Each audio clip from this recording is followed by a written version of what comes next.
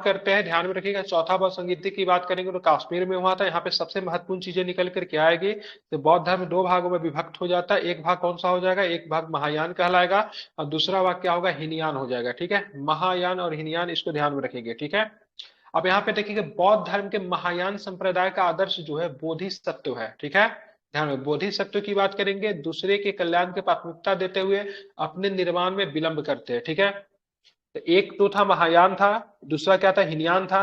हिनयान का आदर्श क्या था, देखेंगे हिनयान का आदर्श अहर्त पद को प्राप्त करना था। जो व्यक्ति अपनी साधना से निर्वाण की प्राप्ति है उसी को अहर्त कहा जाता था। ठीक है, और मूल रूप से आप देखोगे से मतलब मूल रूप से बहुत मतलब बौद्धिज्म में एकदम जड़ तक मतलब बिलीव करने वाला जो था ना, हिनयान ही था। ठीक है, इससे एक जो था मूर्ति पूजा का भी समर्थन करते थे, दूसरा जो था मूर्ति पूजा का समर्थन नहीं करते थे। ठीक है, आगे चल के हम लोग का आ जाएगा। यहाँ पे एक प्रश्न आपका ये निकलेगा, धार्मिक जुलूस का प्रारंभ सबसे पहले किसके द्वारा किया जा रहा है, तो बौद्ध धर्म के द्वारा ही सबसे पहले आप देखोगे धार्मिक जुलूस का मतलब प्रारंभ किया गया। ठीक है, अब बौद्ध धर्म का सबसे पवित्र त्योहार कौन सा है, तो क्या बताएंगे, सबसे पवित्र त्योहार क्या बताएंगे, सबसे पवित्र त्योहार बौद्ध धर्म का सबसे पवित्र त्योहार बैसाख पूर्णिमा है। कौन सा है, तो बैसाख पूर्णिमा इसका सबसे पवित्र त्योहार है। ठीक है, क्या होता है इसमें, जिसे बुद्ध पूर्णिमा के नाम से भी जाना जाता है, क्योंकि इसी दिन मतलब क्या हुआ था, बुद्ध भगवान का क्या हुआ था, जन्म की बात करेंगे, ज्ञान प्राप्ति की बात करेंगे, महापरिनिर्वाण की बात करेंगे। तीनों की तीनों घटना जो थी किसी दिन हुई थी, तो इसी दिन हुई थी। ठीक है, इसको आपको ध्यान में रखना है। ठीक है, कब हुआ था तीनों के तीनों घटना, तो बौद्ध बैसाख पूर्णिमा के दिन पूर्णिमा या के फिर दिन। मतलब बैसाख पूर्णिमा के दिन। ठीक है, इसीलिए यह दिन जो है बौद्ध धर्म में सबसे ज्यादा मतलब क्या है, तो सबसे ज्यादा आपका क्या है, तो महत्वपूर्ण दिन है, महत्वपूर्ण है सबसे जी। ज्यादा मतलब प्योर डे है। ठीक है, याद रखेंगे। बुद्ध ने सांसारिक दुखों के संबंध में चार आर्य सत्यों का उपदेश दिया है। ये चार आर्य सत्य क्या है, एक दुख है, दुख समुदाय है, दुख निरोध है और दुख निरोध गामिनी है। ठीक है, ध्यान में रखेंगे। तो बुद्ध ने सांसारिक दुखों के संबंध में कितने आर्य सत्य दिए हैं, तो चार आर्य सत्य दिए हैं।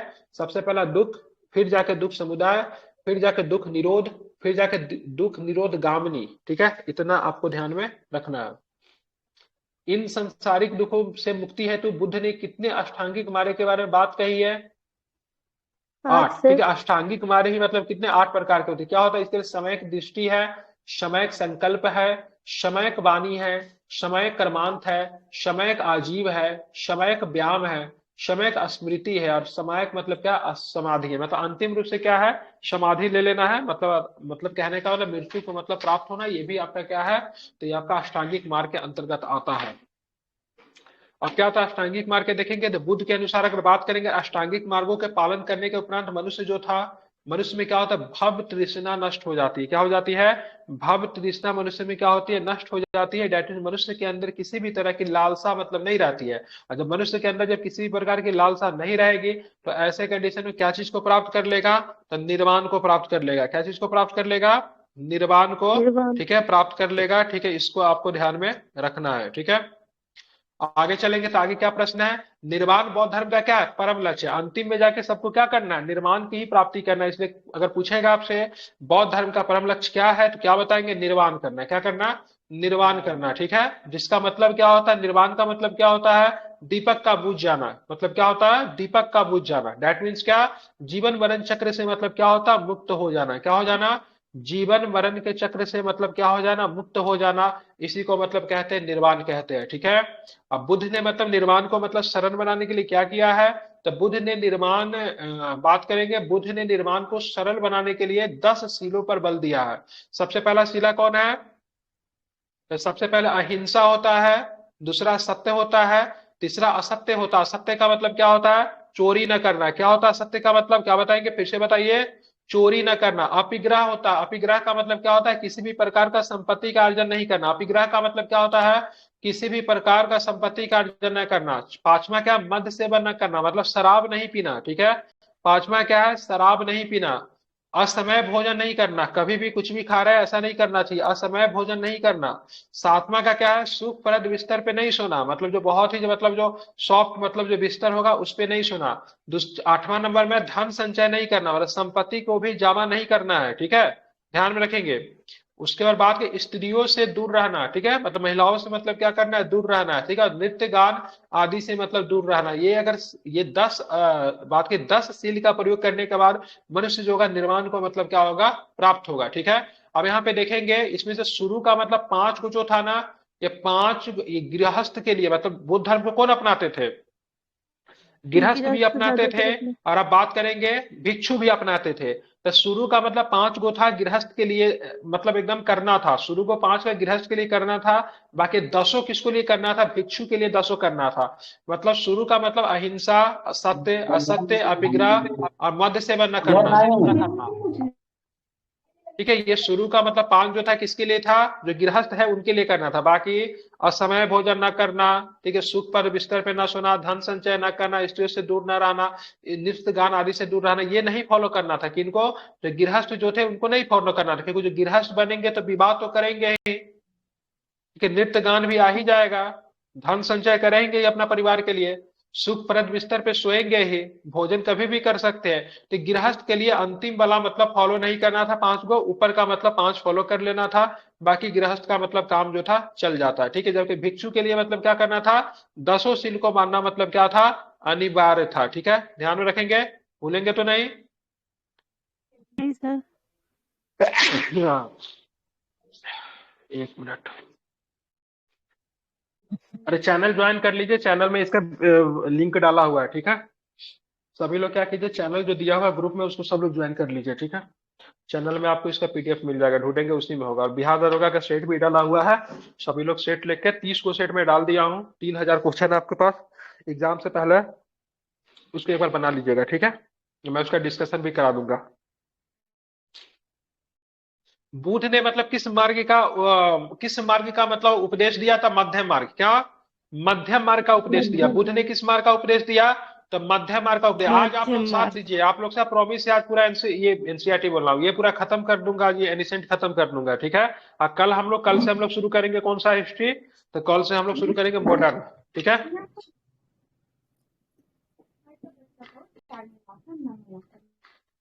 कल से हम लोग मॉडर्न शुरू कर देंगे, आगे जगह समाप्त हो जाता है तो, ठीक है। देखते कितना जल्दी आज समाप्त हम लोग कर सकते हैं इसको। तो बुद्ध ने किस मार्ग का उपदेश दिया?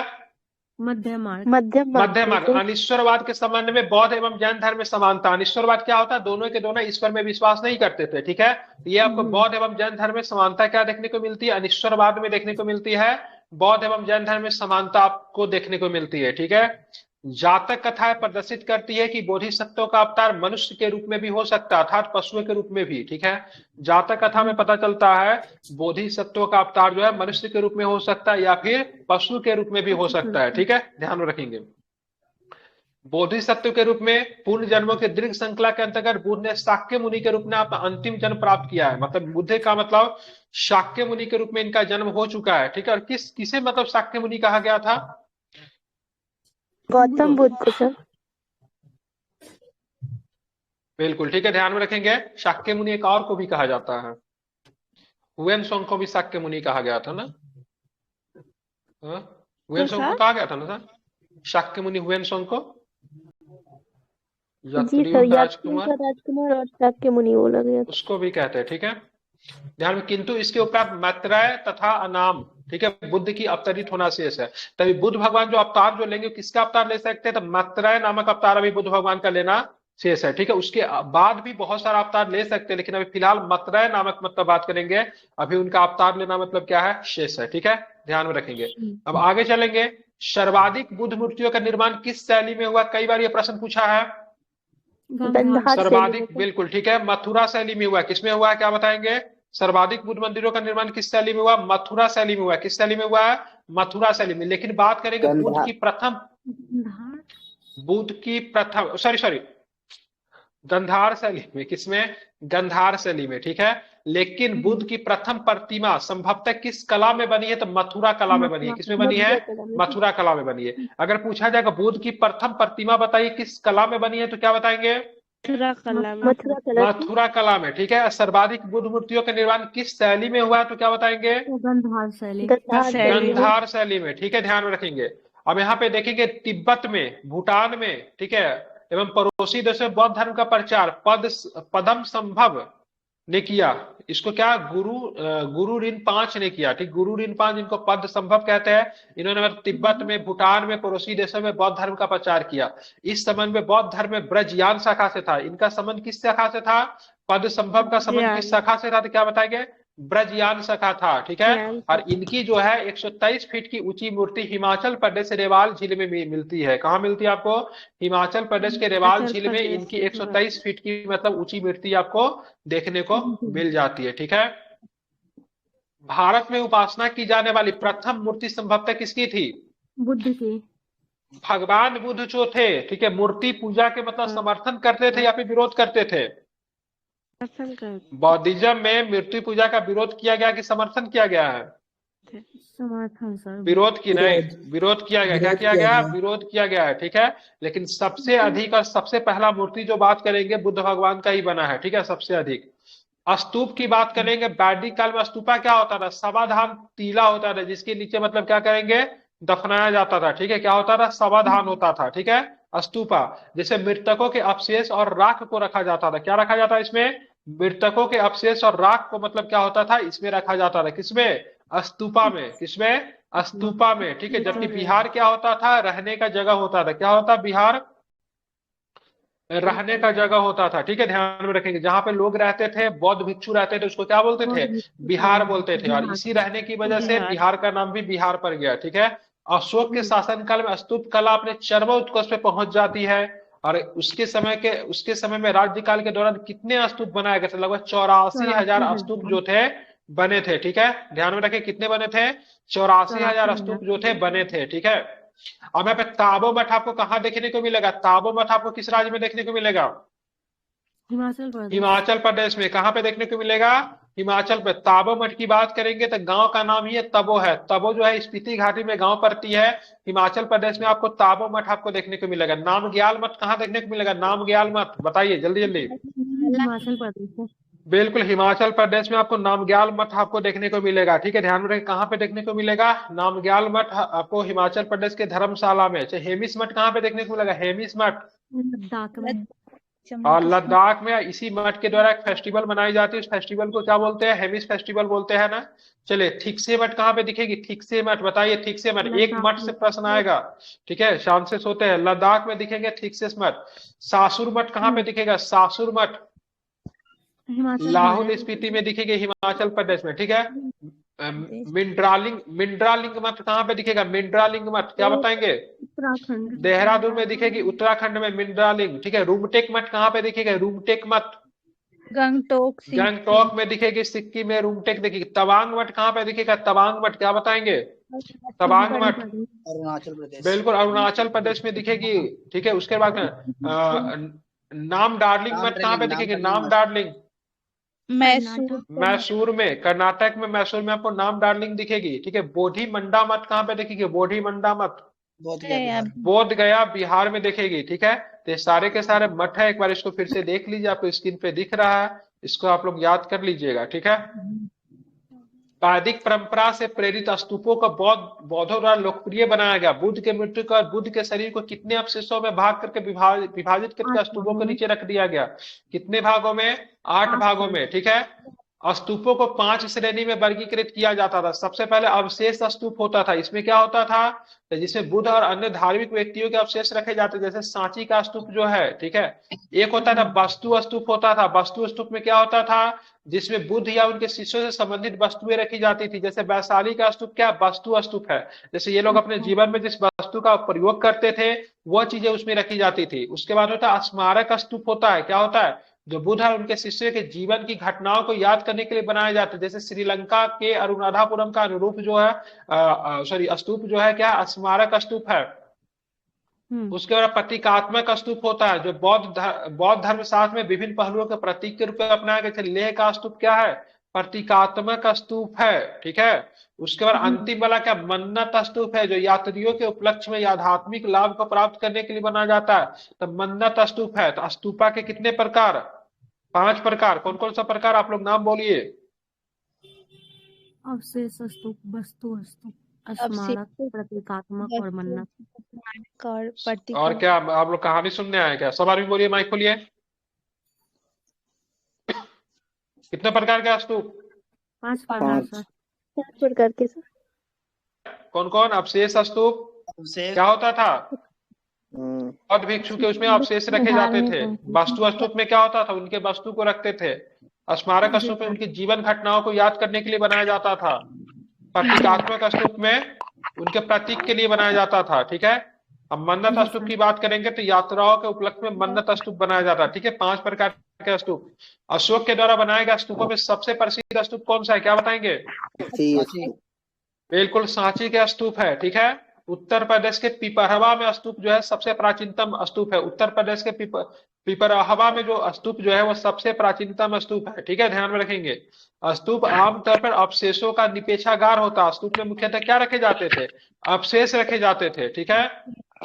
बौद्ध परंपरा में एक स्तूप बौद्ध परंपरा में स्तूप एक संकल्प अर्पित या स्मारक संरचना जैसी होती थी, ठीक है। स्तूप आप लोगों ने देखा है कैसा होता है स्तूप? जी यस सर। सर, ऐसे गोल देखा है कि नहीं देखा है? कितने लोगों ने नहीं देखा है, जिनको नहीं पता स्तूप क्या होता है? सर नाम सुने, यस देखे नहीं। अभी तो नहीं देखे। सर। मैं दिखा रहा हूँ।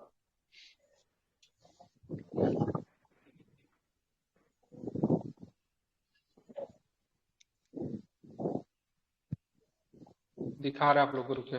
पिक्चर दिख रहा है कि नहीं दिख रहा है? यस दिख रहा है तो। स्तूपा सर। बुद्धिज्म नहीं खुलना।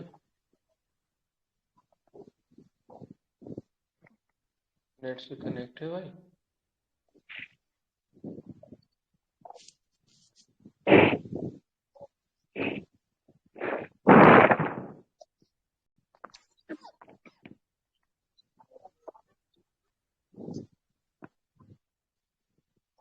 अभी काम नहीं कर रहा, क्या पता क्या इशू है, ठीक है। तो स्तूपा जो होता था मुख्यतः आपने देखा होगा इस तरह का होता था। ऐसे करके नहीं बनता था, ऐसे करके नहीं देते थे बौद्ध धर्म में, ठीक है। ऐसे करके एक टीला जो होता था, ऐसे होता था टीला, ठीक है। ऊपर से ऐसे करके गोला करके, और ये स्तूपा था। नहीं देखा था ऐसा आप लोगों ने आकृति? अरे पार्क में गए कभी? यहाँ पे पटना में जो पार्क है, बुद्धा स्मृति पार्क, उसमें भी बनाया हुआ है, ठीक है।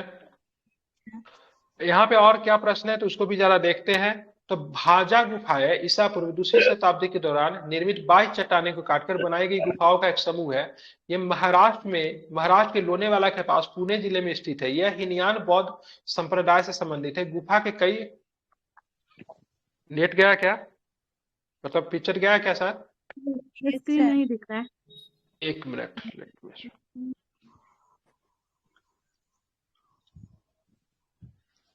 सस्ता वाला नेट का प्रयोग करना पड़ेगा। हम्म।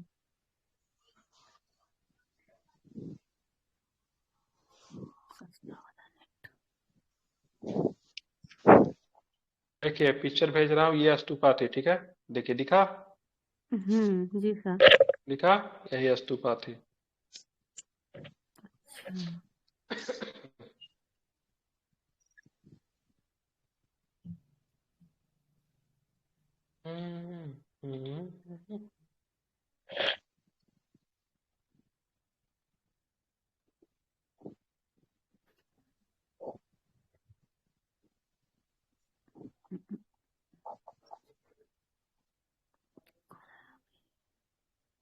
स्क्रीन दिख रहा है? जी इज सर। It visual? ठीक है। तो आप लोगों ने स्तूपा देख लिया, और कुछ ख्वाहिश है देखने का? नहीं, तो अब शैव धर्म में चले। बौद्धिज्म क्लियर हुआ? जी सर। शैव धर्म में चले। तो चलिए शैव धर्म में चलेंगे तो भगवान शिव की पूजा करने वालों को शैव कहते थे। एवं शिव से संबंधित धर्म को मतलब क्या बोलते थे? शैव धर्म कहते थे, ठीक है। जो व्यक्ति भगवान शिव का पूजा करता था उनको क्या बोलते थे? शैव कहते थे। फिर क्या हो गया, और क्या फिर दिक्कत है? स्क्रीन आ गया। दिक्कत क्या है, क्या तकलीफ है इसको? किस टाइप ऑफ तकलीफ?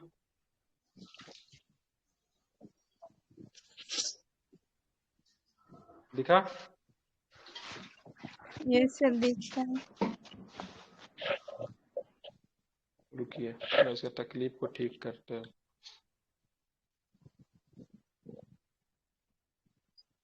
कभी कभी टेक्निकल इशू आ जाती है, क्या ही कर सकते हैं।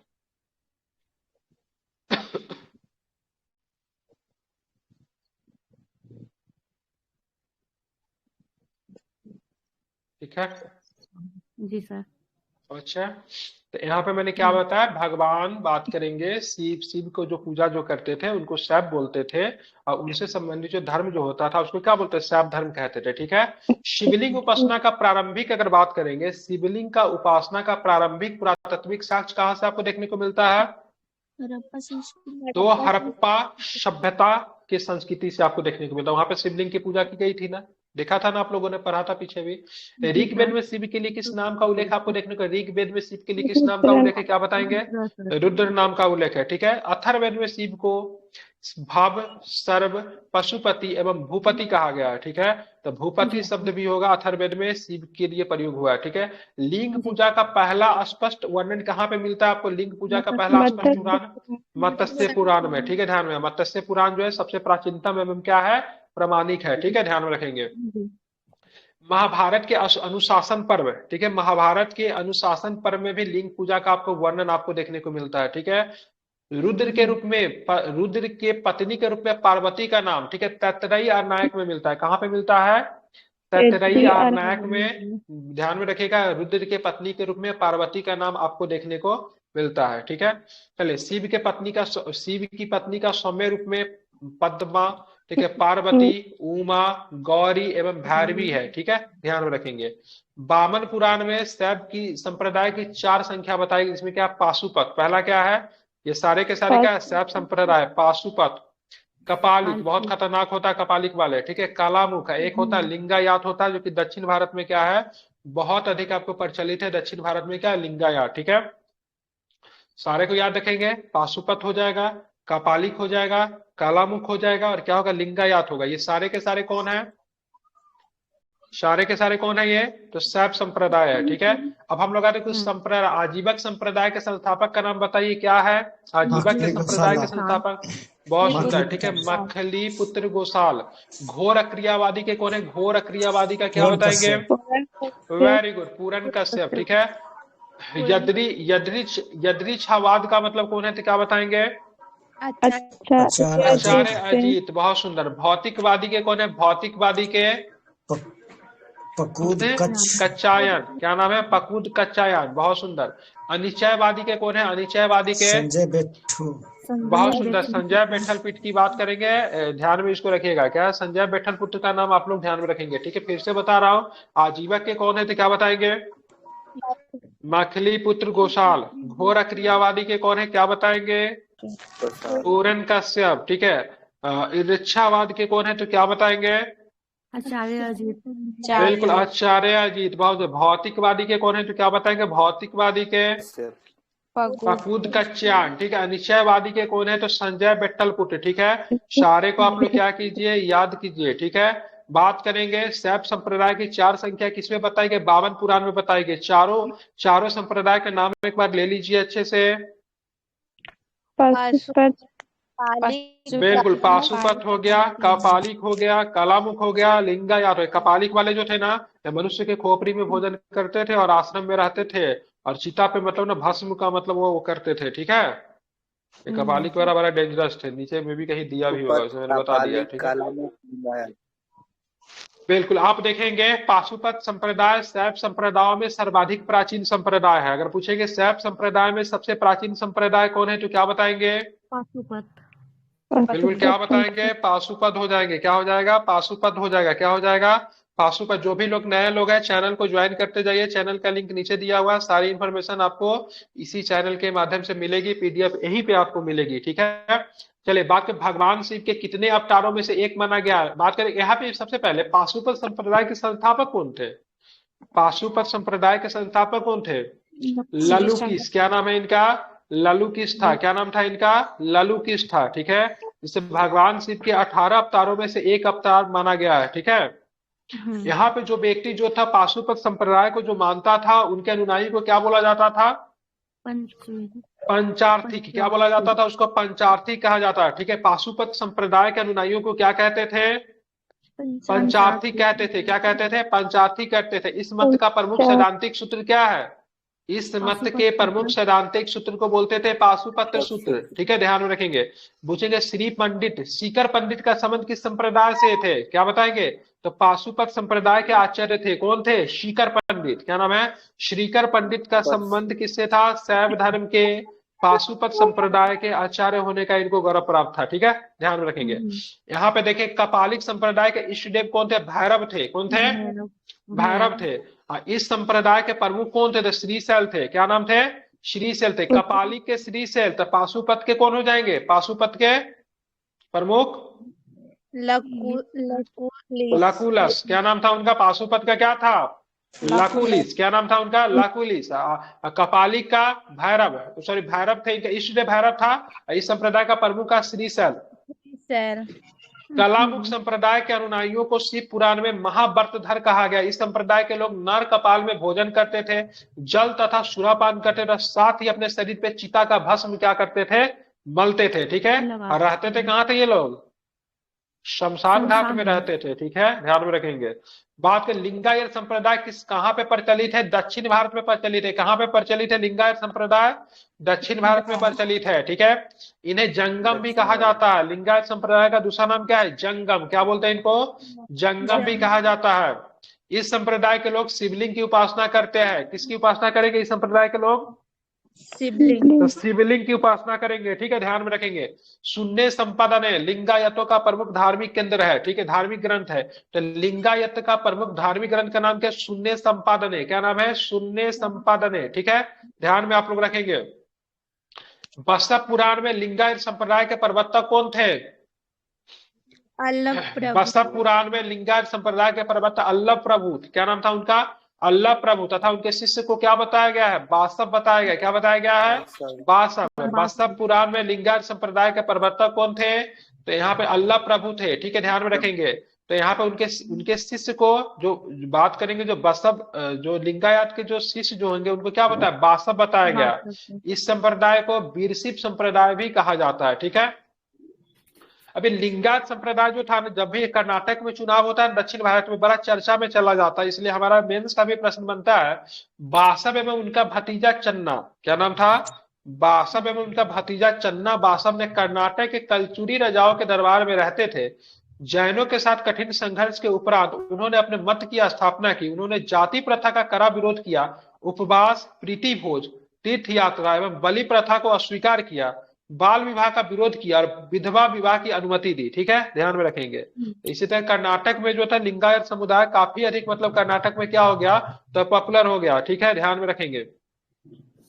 अब एक जो था राजा, ठीक है, एक राजा जिसका नाम था, जिसका नाम था कुलोतुंग द्वितीय। ठीक है, तो 12वीं शताब्दी के राजा कुलोतुंगा द्वितीय के शासनकाल में, ठीक है, शेकिलहार द्वारा लिखित, जिसका नाम था तिरुतुंदर पुराणम। क्या नाम था? तिरुतुंदर पुराणम, जिसे थिरुथुंडा ठोगोई के नाम से भी जाना जाता था। तमिल में 5वें वेद के रूप में जाना जाता है। ठीक है, वेद तो 4 ही है, लेकिन ध्यान में रखेंगे तिरुतुंदर पुराणम को 5वें वेद के रूप में जाना जाता है। यह शैव परंपरा के ब्राह्मी पुस्तक भी है। यह भगवान शिव के लिए पूजा के लिए समर्पित एक भक्ति पाठ है और इसे तमिल शैववाद में एक प्रमुख कार्य माना जाता है।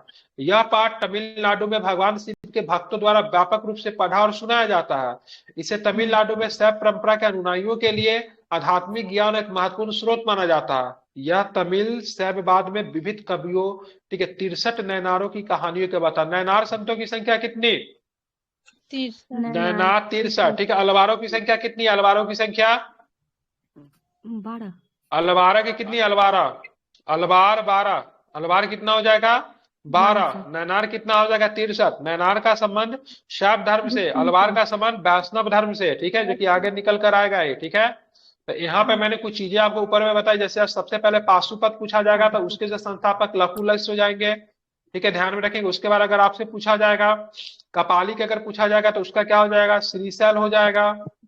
लिंगायत पूछा जाएगा, लिंगायत का बात करेंगे तो इनको जंगम के नाम से भी जानते हैं। ठीक है, ये आपको ध्यान में रखना, दक्षिण भारत में प्रचलित है। बसव पुराण की बात करेंगे तो बसव पुराण के प्रवर्तक कौन थे? अल्लभ प्रभु थे। ठीक है, ध्यान में रखेंगे। इसको विकसित करने के बाद बसव पुराण में लिंगायत संप्रदाय के प्रवर्तक कौन थे? अल्लभ प्रभु थे तथा उनके शिष्य को क्या? बासव बताया गया है। ये सारे फैक्ट जो है इंपॉर्टेंट है, इसको आपको ध्यान में रखना है। ठीक है, तिरुतुंदर पुराणम, जिसे तिरुथोंडा थोबई के नाम से जाना है, तमिल में इसके 5वें वेद के रूप में संज्ञा दी गई है। नैनारों की संख्या कितनी है? तो 63 है। आप चलते हैं 10वीं शताब्दी में क्या होता? मसत्य मसत्य मसत्येंद्र नाथ, क्या नाम है इनका? मसत्येंद्र नाथ ने नाथ संप्रदाय की स्थापना की। तो नाथ संप्रदाय की स्थापना किसने की? मत्स्य मत्स्य नंद नाथ, ठीक है, ध्यान में रखेंगे। इस संप्रदाय का व्यापक प्रचार प्रसार बाबा गोरखनाथ के समय हुआ। वही गोरखनाथ कहाँ पे? गोरखपुर। उत्तर प्रदेश में गोरखपुर में देखेंगे। गोरखनाथ के वन व्यवस्था तथा ब्राह्मणों के विशेषाधिकारों की आलोचना की। उनके द्वारा प्रतिपादित सिद्धांत को तंत्र कहा जाता है। इनकी सदस्यता बिना जाति भेद सबके लिए खुली थी, ठीक है, मतलब कोई भी व्यक्ति इसकी सदस्यता ले सकता था। गोरखपुर में जाएंगे तो बाबा गोरखनाथ का बहुत बड़ा मंदिर आपको वहां पे दिख जाएगा, ठीक है। वहां पे मंदिर के अंदर जाएंगे तो बहुत सारे संत भी आपको दिखेंगे, छोटे छोटे बहुत सारा मूर्ति आपको दिखेगी, ठीक है। जी सर। दक्षिण भारत में शैव धर्म को चालुक्य, राष्ट्रकूट, पल्लव एवं चोलों के समय अधिक लोकप्रिय हुआ, ठीक है। तो दक्षिण भारत में शैव धर्म काफी बड़े संख्या में फैल जाएगा। चालुक्य, राष्ट्रकूट, पल्लव एवं चोल के समय काफी अधिक लोकप्रिय हो जाएगा। अब पल्लव काल में शैव धर्म का प्रचार प्रसार किसके द्वारा किया गया? नैनारों के दिया कराया गया, ठीक है, नैनारों के द्वारा कराया गया। नैनारों के संत की संख्या कितनी बताई गई? कितनी बताई गई नैनार संत की संख्या? क्या बताएंगे? तो 63 बताई गई। कितनी बताई गई है? 63 बताई गई है, ठीक है। जिनमें अपार, जिनमें सबसे प्रसिद्ध कौन है? तो अपार, तिरुज्ञान, ठीक है, संबंदर, सुंदर मूर्ति, इनके नाम क्या उल्लेखनीय है। अपार जो था सबसे प्रचलित नैनार संत था, ठीक है। अब आते हैं पशुपतिनाथ की मंदिर की बात करेंगे। नेपाल की राजधानी कहाँ पे दिखेगा? काठमांडू। इसके बगल से कौन सी नदी गुजरती है? पशुपतिनाथ मंदिर के बगल से कौन सी नदी गुजरती है? बागमती। बागमती नदी। आप लोग में से गया है कोई आदमी? नहीं सर। ठीक है, ध्यान में रखेंगे, इसके बगल से बागमती नदी गुजरती है, ठीक है। तो देखेंगे ये नेपाल की राजधानी काठमांडू से 3 किलोमीटर उत्तर पश्चिम में बागमती नदी के किनारे देवपाटन गांव में स्थित एक शिव मंदिर है, ठीक है। नेपाल में धर्मनिरपेक्ष राष्ट्र बनने से पहले मंदिर राष्ट्रीय देवता भगवान पशुपतिनाथ का मुख्य निवास स्थान माना जाता था। इस मंदिर परिसर को सन 1979 में यूनेस्को के विश्व सांस्कृतिक स्थल विरासत स्थल के रूप में सूची दी गई, शामिल किया गया, ठीक है। तो यूनेस्को के विश्व, ठीक है, यूनेस्को के विश्व सांस्कृतिक स्थल के रूप में इसको कब सूचित किया गया? क्या बताएंगे? 1979 में। ठीक है, ध्यान में, कब किया गया? तो 1979 में किया गया। इतना आपको ध्यान में रखना है, इसको भूलेंगे नहीं, ठीक है। कब किया गया? तो 1979 में, ठीक है, याद रहेगा। किस नदी के किनारे है? बागमती नदी में, ठीक है। दूसरी बात आप हम ये बताइए, नेपाल के काठमांडू से 3 किलोमीटर दूर किस गांव में है? तो क्या बताएंगे? देवपाटन। बिल्कुल, कौन सा गांव में है? तो देवपाटन गांव में है। किस गांव में है? तो देवपाटन गांव में है, ठीक है, ध्यान में रखेंगे। किस गांव में है? तो देवपाटन गांव में है, ठीक है, भूलेंगे नहीं, ठीक है। चलिए आगे हम लोग चलेंगे। तो आप हमें ये बताइए, मुख्य मंदिर का निर्माण वास्तुकला की नेपाली शैली में हुआ। उस नेपाली शैली का नाम बताइए, क्या नाम है उस नेपाली शैली का? पैगोडा शैली में हुआ है, ठीक है, ध्यान में रखें। किस शैली में हुआ है? पैगोडा शैली में हुआ है, ठीक है, ध्यान में रखेंगे, ठीक है। किस शैली में हुआ? तो पैगोडा शैली में हुआ है, ठीक है, ध्यान में आपको ये रखना है, ठीक है। जी सर। एलोरा का प्रसिद्ध कैलाश मंदिर का निर्माण किस वंश के शासकों ने करवाया? क्या बताएंगे या फिर नहीं बताएंगे? राष्ट्रकूट, ठीक है, किसने? एलोरा का कैलाश मंदिर भारत के किस राज्य में आपको दिख जाएगा? कहाँ, डंटा कहाँ है? ठीक है, महाराष्ट्र में दिखेगा। कहाँ पे दिखेगा? महाराष्ट्र में। आसान क्वेश्चन था, ठीक है, फोन घुसा के पीटने वाला कोई उपाय नहीं है, ठीक है, नहीं तो ये सब क्वेश्चन गलती करने पे पिटाई लगना चाहिए, ठीक है। चोल शासक की बात करेंगे तो राजराज प्रथम का नाम याद रखिएगा। तंजौर में प्रसिद्ध राजराजेश्वर मंदिर, जिसको बृहदेश्वर मंदिर के नाम से भी जाना जाता है। राजराजेश्वर मंदिर जो है, राजेश्वर, ठीक है, मंदिर को किस नाम से जानते हैं? ध्यान में रखें, बृहदेश्वर मंदिर के नाम से भी जानते हैं, ठीक है। किसने करवाया इसका निर्माण? राजराज प्रथम ने करवाया। किसने करवाया? राजराज प्रथम ने करवाया, ठीक है, ध्यान में रखेंगे। कुषाण शासकों की मुद्राओं पे किसकी मतलब अंकन आपको देखने को मिलता था? शिव एवं नंदी का। शिव का नंदी कौन है? शिव और नंदी के बीच में क्या संबंध है? नंदी जो है बैल है, जो कि शिव भगवान के क्या है? सवारी है, ठीक है, याद रखेंगे। शिव अद्वैत विचारधारा के मुख्य प्रवर्तक की बात करेंगे, श्रीकांत शिवाचार्य है। कौन है? श्रीकांत श्रीकांत शिवाचार्य जो है शिव शिवाचार्य। अद्वैत विचारधारा का मुख्य प्रवर्तक है, जिसके अनुसार शिव और ब्रह्म क्या है? एक समान है। ठीक है, तो यहाँ पे आपका शिव धर्म क्या हुआ, शैव धर्म क्या हुआ, समाप्त होता है। ठीक है, अब हम लोग चलेंगे कौन से धर्म में चलेंगे? वैष्णव धर्म। वैष्णव धर्म में चलेंगे। वैष्णव धर्म के विषय में आरंभिक जानकारी कहाँ से मिलती है? उपनिषद उपनिषद से। उपनिषद से। उपनिषद की संख्या कितनी है? 108। 108 108 है। ठीक है, इसका विकास की बात करेंगे, किस काल में हुआ था? इसका विकास भागवत धर्म में हुआ था। भागवत ठीक काल है, में। बिल्कुल। नारायण के पूजक मतलब मूलतः क्या कहा? पंचरात्र कहे पंचतंत्र। जाते थे। क्या कहा? नहीं, पंचतंत्र नहीं, पंचरात्र। पंचरात्र। ठीक है, वैष्णव धर्म के प्रवर्तक कौन थे? श्री कृष्ण। कृष्णा। श्री कृष्ण, जो कि किस कबीले के प्रधान थे? वृषण कबीले के। वृषण कबीले के प्रधान थे, जिनका निवास स्थान कहाँ था? कहाँ पे रहते थे श्री कृष्ण जी? मथुरा। मथुरा में रहते थे। कृष्ण का उल्लेख सर्वप्रथम किस उपनिषद में आपको देखने को मिलता है? क्या बताएंगे? छांदोग्य उपनिषद में। ठीक है, इनके किसका पुत्र बताया गया छांदोग्य उपनिषद में? देवकी पुत्र। देवकी का पुत्र देवकी बताया पुत्र। गया है। और अंगिरस के शिष्य के रूप में गुरु का नाम क्या था इनके? वासुदेव। बिल्कुल नहीं, अंगिरस। क्या नाम है? अंगिरस। ठीक है, अंगिरस। ध्यान रखें, अंगिरस।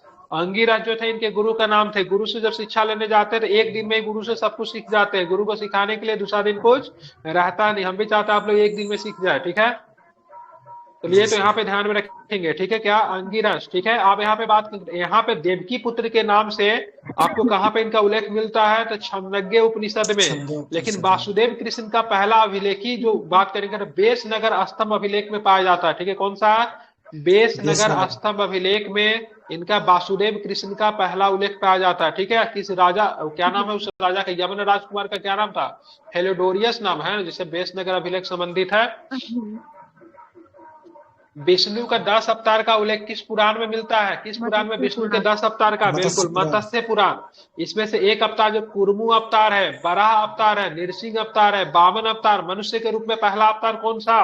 वामन। विष्णु भगवान का वामन। वामन अवतार। वामन अवतार में क्या है साथ? एक मतलब छोटे कद के ब्राह्मण का रूप धारण करते। क्या करते हैं? छोटे कद के ब्राह्मण का रूप धारण करते हैं। ठीक है, समझ रहा है ना? समझ रहा है ना? बिल्कुल। ठीक है, उसके बाद छोटे कद का ब्राह्मण का रूप धारण कर, उसके बाद परशुराम अवतार। इसमें क्या आता है? इसमें शत्रु विनाशक बनते हैं। किसका नाश करते हैं परशुराम अवतार लेके? किसका नाश करेंगे? क्षत्रियों का नाश करेंगे। ठीक है, राम अवतार। बलराम अवतार की बात करेंगे, बुध एवं कल्कि। बुध एवं कल्कि है, वो भी मतलब क्या है? विष्णु के ही अवतार माने जाते हैं। ठीक है, कल्कि का अवतार लेना बाकी है कि हो गया? कल्कि अवतार हो गया कि बाकी है? बाकी है। बिल्कुल। ठीक है, कल्कि अवतार बाकी है। ठीक है, कल्कि अवतार लेगा तो मतलब चीजें बहुत अधिक मतलब डेंजरस हो जाएगी। ठीक है, कल, बिल्कुल। हाँ, कल्कि अवतार में कल्कि का अवतार कैसा होगा बता दे रहा हूँ। ठीक है, आप लोग देखोगे कल्कि के अवतार, एक मिनट में दिखा रहा हूँ आप लोगों को कल्कि के अवतार, यू कैन शॉप। ठीक है, कल्कि अवतार आप दिखाता हूँ मैं आपको, देखेंगे यहाँ पे। बहुत भयानक रूप रहता है। बहुत भयानक होगा। ठीक है, अरे गाना कहाँ पे बज रहा है? बढ़िया है लेकिन फिलहाल बंद कर दीजिए।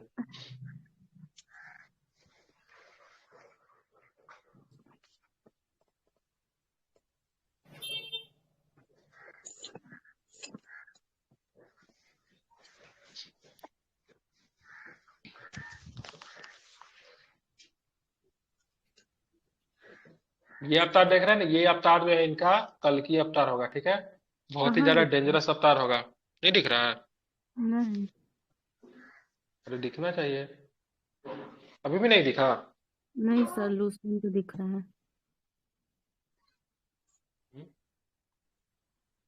लगता है फिर जाके नेटवर्क छोड़ दिया क्या? अच्छा, चलिए मैं भेज दूंगा, देखिएगा कल की अवतार। डेंजरस अवतार होगा कल की अवतार, तो कल की अवतार लेना बाकी है। अभी सुनिए ना सर, अभी दिखाइए, बाद में आप भी भूल जाइएगा। अभी दिखाइए।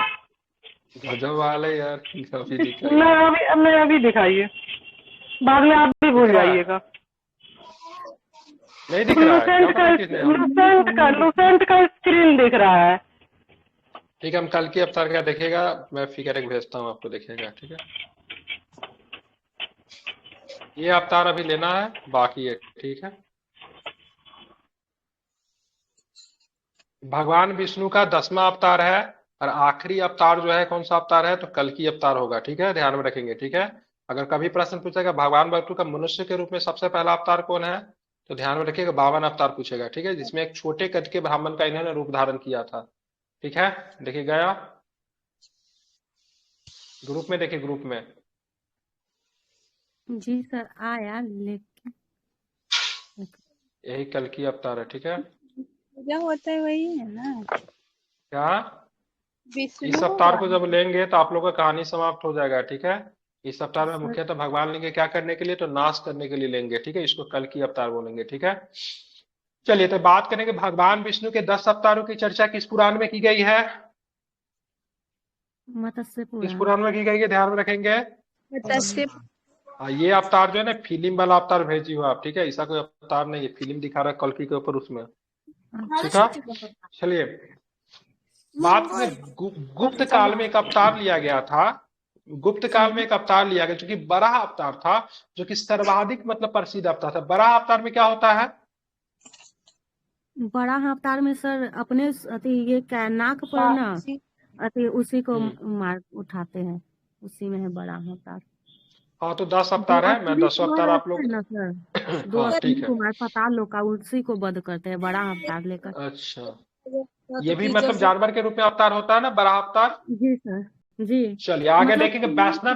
हाँ, वैष्णव धर्म में ईश्वर को प्राप्त करने के लिए सर्वाधिक महत्व मतलब स्थान किसे दिया गया, भक्ति को दिया गया। ठीक है, आप लोग जो भी नए लोग हैं, ये बिहार एसआई के लिए रैपिड फायर रिवीजन करा जा रहा है, ये सारे कुछ पढ़ा दी गई है। आप लोग क्या करें, एक चैनल का लिंक दिया होगा मेन ग्रुप में, आप उसको जुड़ जाइए। वहां पे आपको बिहार एसएससी का, बिहार दरोगा का, सबका सेट आपको वहां पे ही मिलेगा। तो प्लीज सभी लोगों से रिक्वेस्ट है, चैनल को ज्वाइन कर लेंगे सभी लोग। ठीक है, जो कि आपका मेन ग्रुप में ही सबसे पहला लिंक उसी का होगा। ठीक है, आप लोग जरूर से जरूर ज्वाइन कीजिए। ठीक है, आप यहाँ पे देखिए भगवान विष्णु के सुदर्शन चक्र में कितनी तिलिया थी, 6 तिलिया थी। ठीक है, कितने तिलिया थे, 6 तिलिया था। ये आप कहाँ पे आप लोग देखते होंगे, जब श्री कृष्ण जब देखेंगे महाभारत में, तो कभी कभी देखिएगा चलते रहता है ना चक्र, उसमें भी था। ठीक है, अब मेरे वैष्णव संप्रदाय के मतलब बात करेंगे, आचार्य कौन थे, वैष्णव संप्रदाय रामानुज। ठीक है, ब्रह्म संप्रदाय कौन थे, आनंद तीर्थ। ब्रह्म संप्रदाय के कौन हो जाएंगे, आनंद तीर्थ हो जाएंगे। ठीक है, ध्यान में रखेंगे। ठीक है, रुद्र संप्रदाय के कौन थे, वल्लभाचार्य। ठीक है, बहुत सुंदर। ठीक है, आप हमें बताइए सनक संप्रदाय के कौन थे, क्या बताएंगे, सनक संप्रदाय तो निम्बकाचार्य। ठीक है, ध्यान में रखेंगे, सनक संप्रदाय के कौन थे, निम्बकाचार्य। इस दर्शन के अनुसार मनुष्य भगवान से भिन्न और अभिन्न दोनों है। ठीक है, ध्यान में रखेंगे। तो यहाँ पे देखेंगे निम्बका सॉरी सनक संप्रदाय के अनुसार, ठीक है, ध्यान में आपको क्या रखना है, मनुष्य भगवान से भिन्न हो सकते हैं और अभिन्न भी हो सकते हैं। ठीक है, वैष्णव संप्रदाय जो है विशिष्टाद्वैत मत में बिलीव करता है, ब्रह्म संप्रदाय द्वैत में करता है, दुर्द संप्रदाय शुद्ध द्वैत में करता है, और सनक संप्रदाय द्वैताद्वैत में करता है। ठीक है, लेकिन ये तो इंपॉर्टेंट है, लेकिन सबसे ज्यादा इंपॉर्टेंट क्या आचार्य है, वैष्णव संप्रदाय रामानुज, ब्रह्म संप्रदाय आनंद तीर्थ, रुद्र संप्रदाय वल्लभाचार्य, शनक संप्रदाय निम्बकाचार्य। ठीक है, इसको आपको क्या रखना है, याद रखना है। ठीक है, ध्यान में रखेंगे। अब यहाँ पे और प्रश्न क्या है, प्रमुख संप्रदाय और उनके संस्थापक एवं उनके पुस्तक का नाम है। बरकरी के संस्थापक होते, बरकरी के संस्थापक क्या होगा, नामदेव। ठीक है, श्री वैष्णव के मतलब क्या हो जाएंगे, श्री वैष्णव के रामानुज। ठीक है, परमार्थ के कौन हो जाएंगे, परमार्थ के रामदास, राम भक्त के कौन हो जाएंगे, रामानंद, राम भक्त संप्रदाय के कौन हो जाएंगे, रामानंद। ठीक है, ध्यान में रखेंगे। ठीक है, अंकोर वाट का मंदिर की बात करेंगे तो किसका, शैव मंदिर है कि विष्णु मंदिर है, अंकोर वाट का मंदिर क्या हो जाएगा, बिल्कुल कौन सा मंदिर हो जाएगा, विष्णु मंदिर है। अंकोर वाट का मंदिर कौन सा मंदिर है, विष्णु जी का मंदिर है। बिल्कुल ठीक है, विष्णु भगवान का मंदिर है अंकोर वाट का मंदिर। ठीक है, कहाँ पे दिखेगा अंकोर वाट का मंदिर,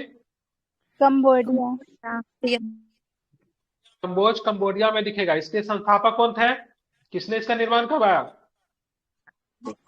ठीक है, सूर्य वर्मा द्वितीय ने इसका निर्माण करवाया। ठीक है, ध्यान में रखेंगे। इस मंदिर में लगभग 10.5 फीट ऊंची भगवान विष्णु की मूर्ति स्थापित की गई। ठीक है, यह दुनिया का सबसे बड़ा क्षेत्रफल वाला क्या है, मूर्ति है। ठीक है, ध्यान में रखेंगे। और यहाँ से एक नदी भी गुजरती है, कौन सी नदी गुजरती है अंकोर वाट के मंदिर के बगल से,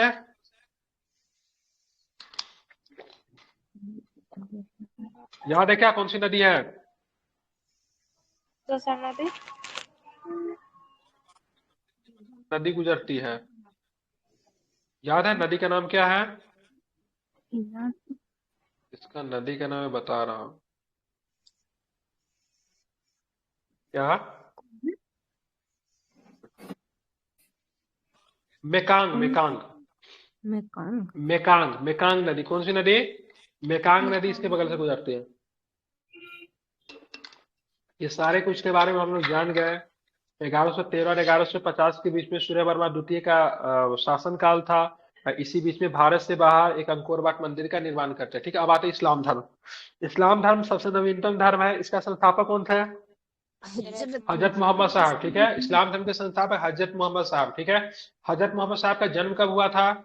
570 570 ईस्वी में। ठीक है, कहाँ पे हुआ था? मक्का में हुआ था। ठीक है, किस कबीले में हुआ था? तो कुरैश कबीले में इनका जन्म हुआ था। ठीक है, इनके पिता का नाम क्या था? अब्दुल्ला।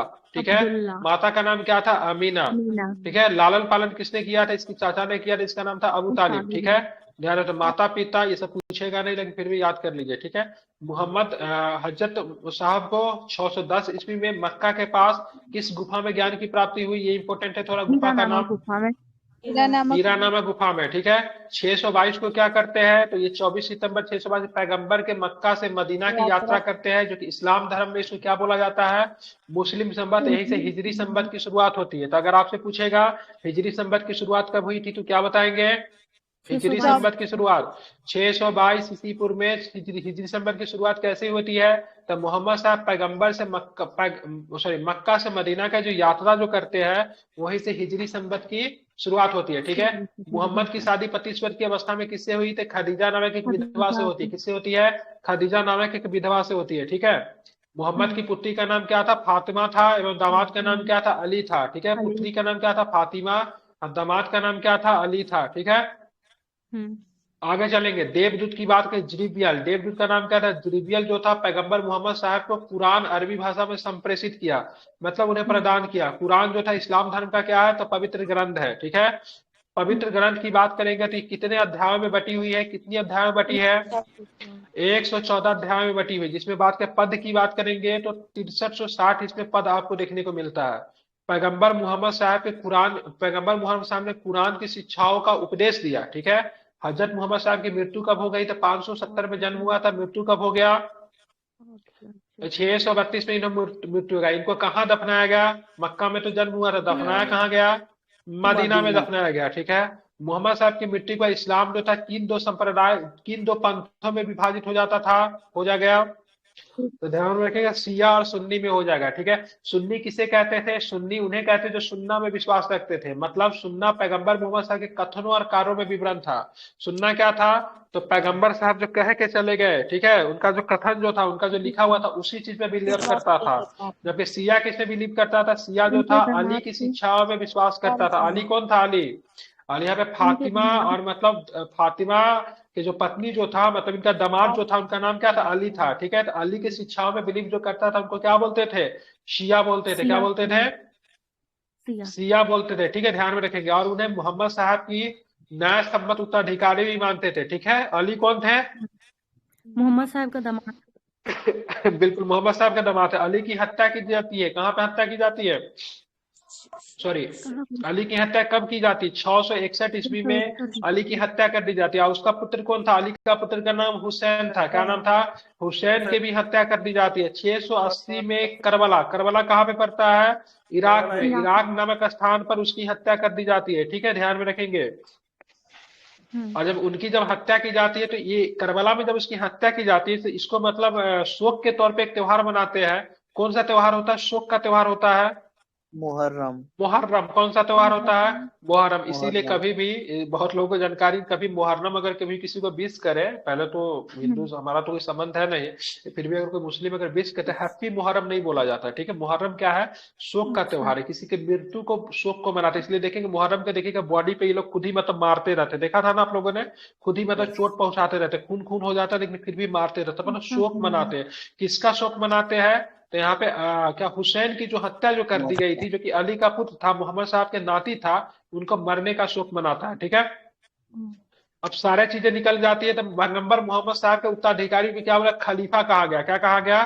खलीफा। पहला खलीफा आई थिंक उमर था, जहां तक मुझे याद है पहला खलीफा जो था उमर था। ठीक है, ध्यान में रखेंगे। ठीक है, पहला खलीफा जो था उमर था। आई थिंक मोहम्मद साहब के ससुर को ही शायद पहला खलीफा माना गया था। ठीक है, इस्लाम जगत में खलीफा पद कब तक चला? 1924 तक चला। ठीक है, 1924 में तुर्की का शासक का नाम बताया, जिसका नाम था आतातुर्क। ठीक है, मुस्तफा कलाम पाशा, उन्होंने खलीफा पद को क्या कर दिया? समाप्त कर दिया। एक खलीफा से संबंधित एक आंदोलन बिहार भारत में चला, जिसका नाम खिलाफत आंदोलन, पढ़ा था ना आप लोगों ने 1919 में, अली बंधु। ठीक है, तो खिलाफत से संबंधित है।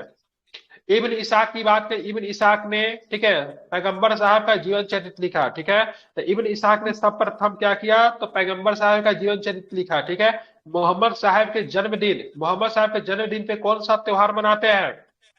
ईद ए मिलाद। ईद ए मिलाद उन नबी का, ईद का त्योहार दूसरा होता है। ईद का त्योहार कब मनाते हैं? जब मोहम्मद साहब को ज्ञान की प्राप्ति हुई तो उसको ईद उल फितर का त्योहार बोलते हैं। जिस दिन मोहम्मद साहब का जन्म हुआ उसको ईद ए मिलाद उन नबी का त्योहार मनाते हैं। ठीक है, मिलाद जिसको बोलते हैं, जिसमें गले मिलते हैं। ठीक है, और जब उनका ज्ञान की प्राप्ति हुई तब ईद उल फितर मनाते हैं। ठीक है, और जब हसन की जब हत्या कर दी गई, हुसैन की जब हत्या कर दी गई, तो उसको करने के लिए मुहर्रम मनाते हैं। ठीक है, मुहर्रम की बात करें, शिया और सुन्नी के बीच में बहुत ही ज्यादा मतभेद है। क्या है? शिया और सुन्नी के बीच में बहुत ही ज्यादा मतभेद होता है। ठीक है, समझिए। भारत में सर्वप्रथम इस्लाम का आगमन कैसे हुआ? तो अरबों के जरिए हुआ। जब 712 में अरब जो सिंध जीत लिया, तो इससे पहले भारत में इसी भाग में इस्लाम जो था एक महत्वपूर्ण मतलब धर्म बना। ठीक है, नमाज के दौरान मुसलमान मक्का की तरफ मुंह करके खड़े होते हैं। ठीक है, भारत में मक्का किस दिशा में पड़ेगा? ठीक है, पश्चिम में। ठीक है, मक्का की ओर की दिशा को क्या किबला कहा जाता है? क्या कहा जाता है? किबला का। इसीलिए देखिएगा मुसलमान लोग ना हमेशा मतलब पश्चिम दिशा को मतलब वो करते हैं। जैसे हम लोग ना दक्षिण, जैसे बचपन में आप लोगों ने देखा होगा, दक्षिण दिशा में कभी हम लोग बैठ के खाना नहीं खाते हैं, दक्षिण दिशा में घूम के कसम नहीं खाते। जैसे पश्चिम दिशा जो है ना मुसलमानों के लिए मतलब इंपॉर्टेंट है, क्योंकि भारत में पश्चिम की दिशा की तरफ मक्का पड़ता है। ठीक है, ध्यान में रखेंगे। अच्छा जी। अब आते हैं ईसा मसीह को लेकर आते हैं। ईसाई धर्म का संस्थापक कौन थे? ईसा मसीह। ठीक है, ईसाई धर्म से संबंधित प्रमुख ग्रंथ कौन है? क्या बताएंगे? बाइबल। ठीक है, ईसा मसीह का जन्म कहाँ पे हुआ था? क्या बताएंगे? जेरूशलेम के निकट बैतलहम में हुआ। कहाँ पे हुआ? जेरूशलेम के निकट बैतलहम नामक स्थान पे हुआ। ठीक है, ईसा मसीह के जन्म दिवस को किस रूप में मनाया जाता है? क्रिसमस के रूप में मनाया जाता है। ईसा मसीह के माता का नाम क्या था? मेरी था। पिता का नाम क्या था? जोसेफ था। ईसा ने अपने जीवन के, ठीक है, प्रथम 30 वर्ष किस रूप में मनाया? बढ़ाई के रूप में। बढ़ाई के रूप में। कहाँ पे मनाया? तो बेथलेहम के निकट नाजरेत में मनाया, इजराइल में। ठीक है, इसलिए इजराइल देखेंगे, इस्लाम धर्म, यहूदी धर्म और मतलब बात करेंगे ईसाई धर्म, तीनों का मतलब क्या है? प्रमुख स्थल है। ठीक है, ईसा मसीह के प्रथम 2 शिष्य कौन हुए? एंड्रूस और पीटर, दोनों के प्रथम शिष्य थे ईसा मसीह को। ठीक है, ईसा मसीह को, ठीक है, सूली पे लटका दिया गया। इसका आदेश मतलब एक रोमन गवर्नर दिया था, उसका नाम क्या था? पोंटियस था। बहुत सुंदर, उसका नाम क्या था? पोंटियस था। ईसा मसीह को मतलब कब सूली पे चढ़ाया गया? 33 ईस्वी में सूली पे चढ़ाया गया। ठीक है, ईसाई धर्म का सबसे पवित्र चिन्ह क्या है? तो क्या बताएंगे? क्रॉस है। ठीक है, ध्यान, ईसाई धर्म के सबसे पवित्र चिन्ह की बात करेंगे, क्रॉस है। ठीक है, ईसाई जो है तीव्र में ईसाई किसमें बिलीव करते थे? त्रिव क्या होता था? ईश्वर पिता है, ईश्वर पुत्र है, ईश्वर ही क्या है? पवित्र आत्मा है। ठीक है, ध्यान में रखेंगे। 12वीं शताब्दी में फ्रांस में आरंभिक भवनों की तुलना में अधिक ऊंचे एवं हल्के, ठीक है, चर्चों का निर्माण शुरू हुआ। वास्तुकला की यह शैली क्या है? गोथिक कहलाई। ठीक है, गोथिक कहलाई। इस वास्तुकलात्मक शैली में सर्वोत्कृष्ट उदाहरण में पेरिस का नॉटेडम चर्च है। भारत में गोथिक कला कौन लेकर आता है? भारत में गोथिक कला जिसमें सबसे अधिक चर्च बनाए जाते हैं, पुर्तगाली। पढ़ाए थे ना स्पेक्ट्रम के क्लास में, कौन? पुर्तगाली। भारत में गोथिक कला किसकी देन है? पुर्तगालियों की देन है। गोथिक कला में क्या बनता है? गोथिक कला में चर्च बनता है। कैसा चर्च बनेगा गोथिक कला में? तो इस तरह का चर्च बनेगा। कैसा? इस तरह के चर्च बने जो ऊंचे, इसके खूब मतलब इसका ऊंचा होगा। ठीक है, इसका खूब मतलब ऊंचा, मतलब जो होता है ना ऊंचा, वैसे चर्च होता है। कोन वाला चर्च जो होगा गोथिक कला में बनेगा। चलिए पारसी धर्म में आते हैं। पारसी धर्म का पैगंबर कौन थे? जरथुरुस थे। ठीक है, इनके शिक्षाओं का संकलन आपको किसने देखने को मिलता है? मतलब पारसी धर्म का, ठीक है, धार्मिक ग्रंथ कौन सा है? क्या बताइए? जिंदावस्था। ठीक है, इनकी मूलक शिक्षा की बात करेंगे, इनकी मूल शिक्षा का सूत्र क्या है? सद्य विचार। शब्द वचन, शब्दकार, ठीक है। इसके अनुनायी एक ईश्वर को क्या मानते थे? इसके अनुनायी एक ईश्वर का अहुर मानते थे। इस धर्म के अनुनायी को क्या कहा जाता था? इस धर्म के अनुनायी को क्या कहा जाता था? क्या बताएंगे? अग्नि पूजक कहते थे। क्या कहते थे? अग्नि पूजक कहते थे, ठीक है, ध्यान में रखेंगे। अब आते हैं मगध साम्राज्य का उत्कर्ष। मगध साम्राज्य का सबसे प्राचीन वंश के संस्थापक कौन था? मगध के सबसे प्राचीन वंश के संस्थापक बृहद्रथ था। इसकी राजधानी कहाँ थी? शुरुआती राजधानी मगध की कहाँ थी? क्या बताएंगे? गृहब्रज था या फिर राजगीर थी? जरासंध जो था किसका पुत्र था?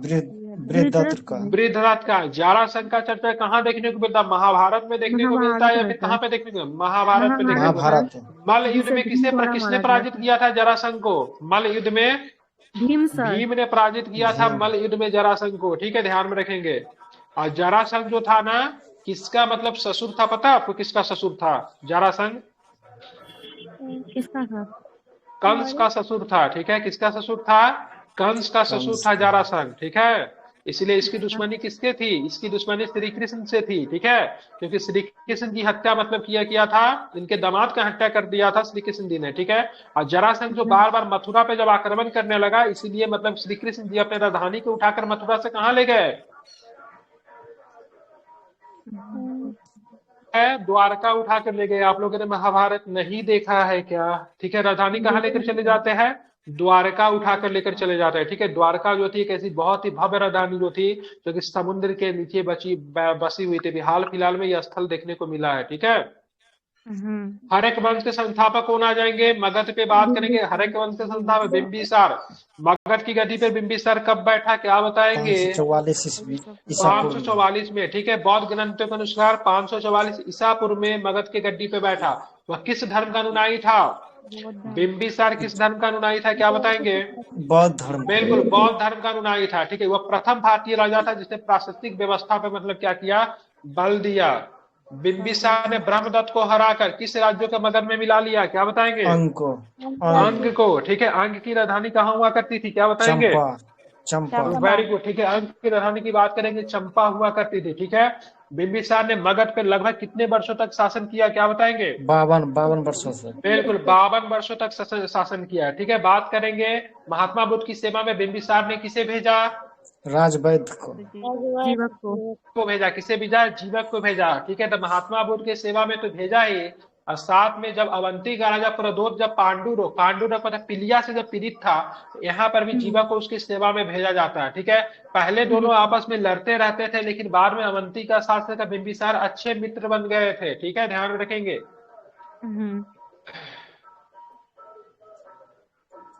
बिंबिसार ने वैवाहिक संबंध स्थापित किए, ठीक है। वैसे तो बहुत विवाह किए, लेकिन मुख्यतः वैवाहिक संबंध स्थापित करके उसने कौशल नरेश प्रसेनजीत की बहन का नाम क्या था? महाकौशला से विवाह किया।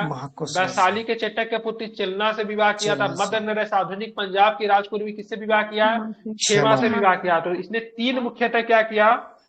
शादी किया। तीन मुख्यतः वैवाहिक संबंध स्थापित किए, ठीक है, ध्यान में रखें। कौन कौन से? प्रसेनजीत की बहन महाकौशला से, ठीक है, चेटक के पुत्र चलना से, मध्य नरेश पंजाब की मतलब राजकुमारी क्षेमा से, ठीक है।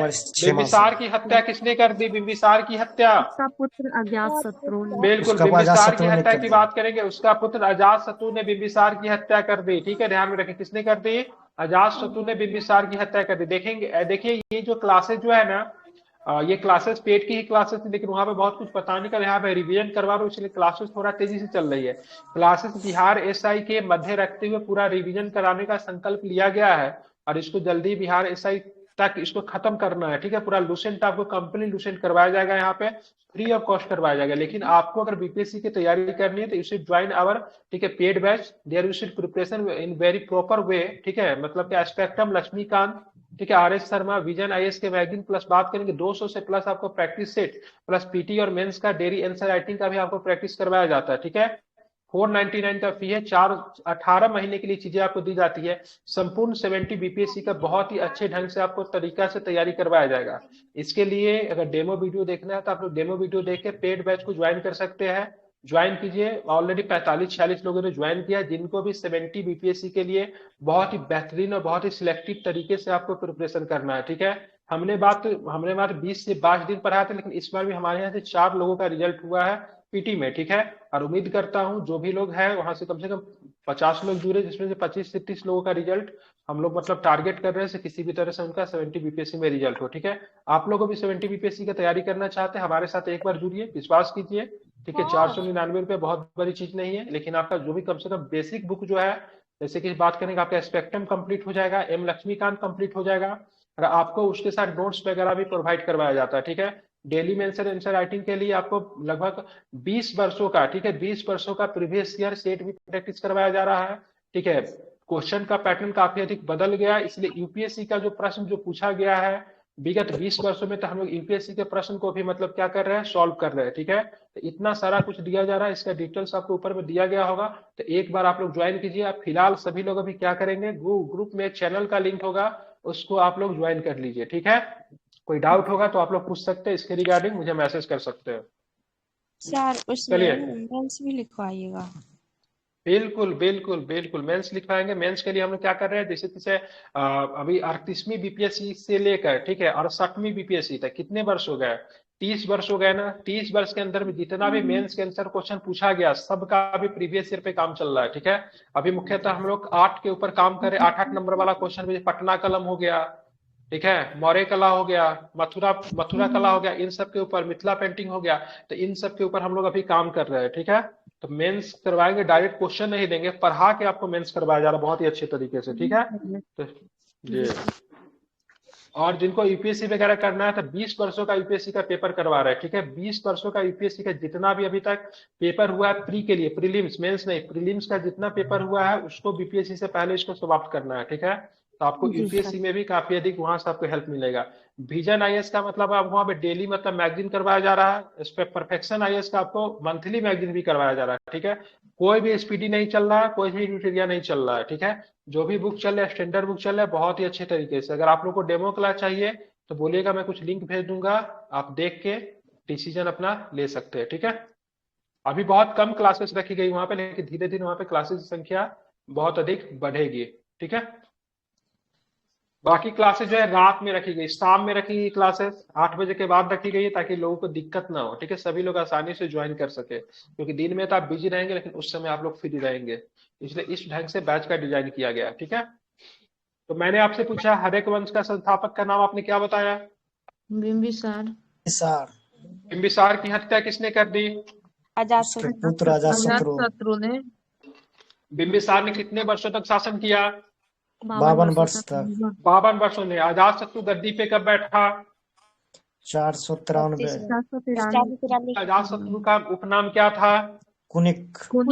कुनिक था। किस धर्म का अनुयायी था, जैन धर्म का। उसके पिताजी किस धर्म के अनुयायी थे, बौद्ध धर्म का।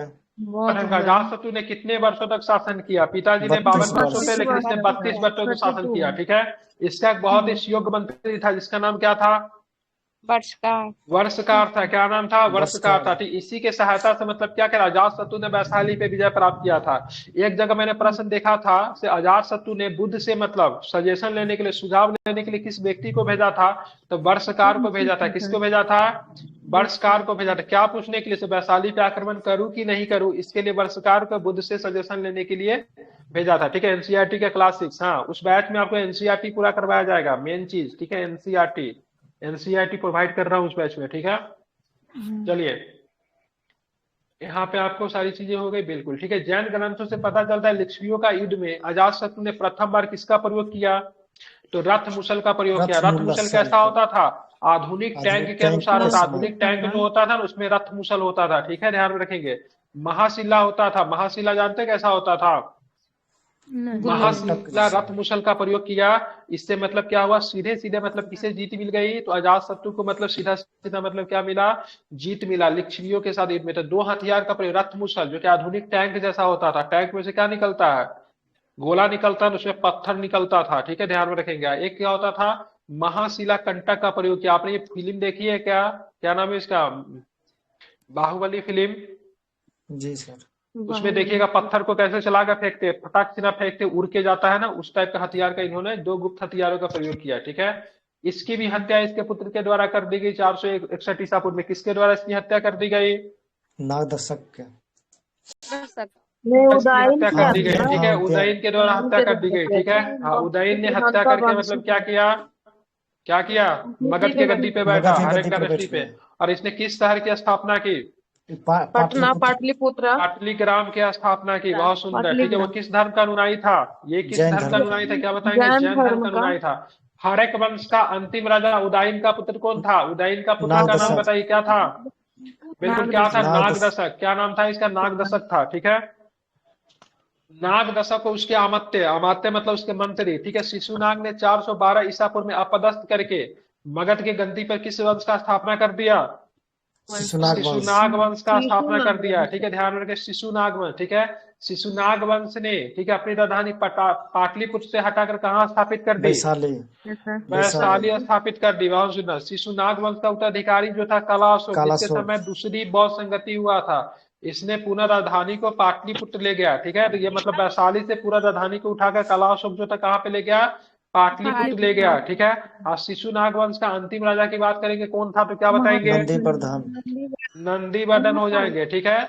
बिल्कुल नंदीवर्धन हो जाएंगे, ठीक है। महापद्म नंद किस वंश के संस्थापक थे, नंद वंश का। नंद वंश के संस्थापक थे। बहुत सुंदर। नंद वंश का अंतिम शासक कौन थे, तो क्या बताएंगे, नंद वंश घनानंद। के अंतिम शासक कौन थे, बहुत सुंदर। घानानंद की बात करें, किसके समकालीन थे, ठीक है, सिकंदर के या सिकंदर फिर के। बिंबिसार के, सिकंदर सिकंदर का के। समकालीन था, ठीक है। और घानानंद को पराजित किसने किया, और मगध पे एक नए वंश की नींव किसने रखी, क्या बताएंगे, चंद्रगुप्त मौर्य मौर्य। वंश ने, ठीक है। और चंद्रगुप्त मौर्य ने पराजित करके मगध पे मतलब कौन सी वंश की नींव रखी, तब मौर्य वंश की नींव रखी, ठीक है। चले, बहुत सुंदर। आते हैं सिकंदर पे, आते हैं, ठीक है। सिकंदर का जन्म कब हुआ था, क्या बताएंगे, 356 ईसा पूर्व में। 356 ईसा पूर्व में हुआ था। सिकंदर का पिता का नाम क्या था, तो क्या बताएंगे, फिलिप। सिकंदर के पिता नाम, बहुत फिलिप। सुंदर। सिकंदर का पिता की नाम बात करेंगे, फिलिप हो जाएगा, ठीक है। फिलिप की बात करेंगे, फिलिप जो था 359 ईसा पूर्व में कहाँ का शासक बनता है, तो मकदूनिया मकदूनिया के का। शासक बनता है। और जब शासक बनता है तो फिर इसकी हत्या कर दी जाती है भाई साहब, किसके द्वारा, 329 ईसा पूर्व में इसकी हत्या कर दी जाती है, ठीक है। सिकंदर जो था किसका शिष्य था, तो क्या बताएंगे, अरस्तु किसका का। शिष्य था सिकंदर, अरस्तु का। अरस्तु का शिष्य था, ठीक है। सिकंदर ने एक निर्णय ली थी, कौन सा निर्णय ली, सब विश्व को क्या, फिलिप का हत्या किसने किया? लोग मिलके करते, कोई एक आदमी नहीं करता, कॉन्स्पिरेसी के तहत मतलब दरबार के बहुत सारे लोग प्लान करके इसकी हत्या कर देते हैं, ठीक है, अच्छा जी, समझ ठीक। गए। जी।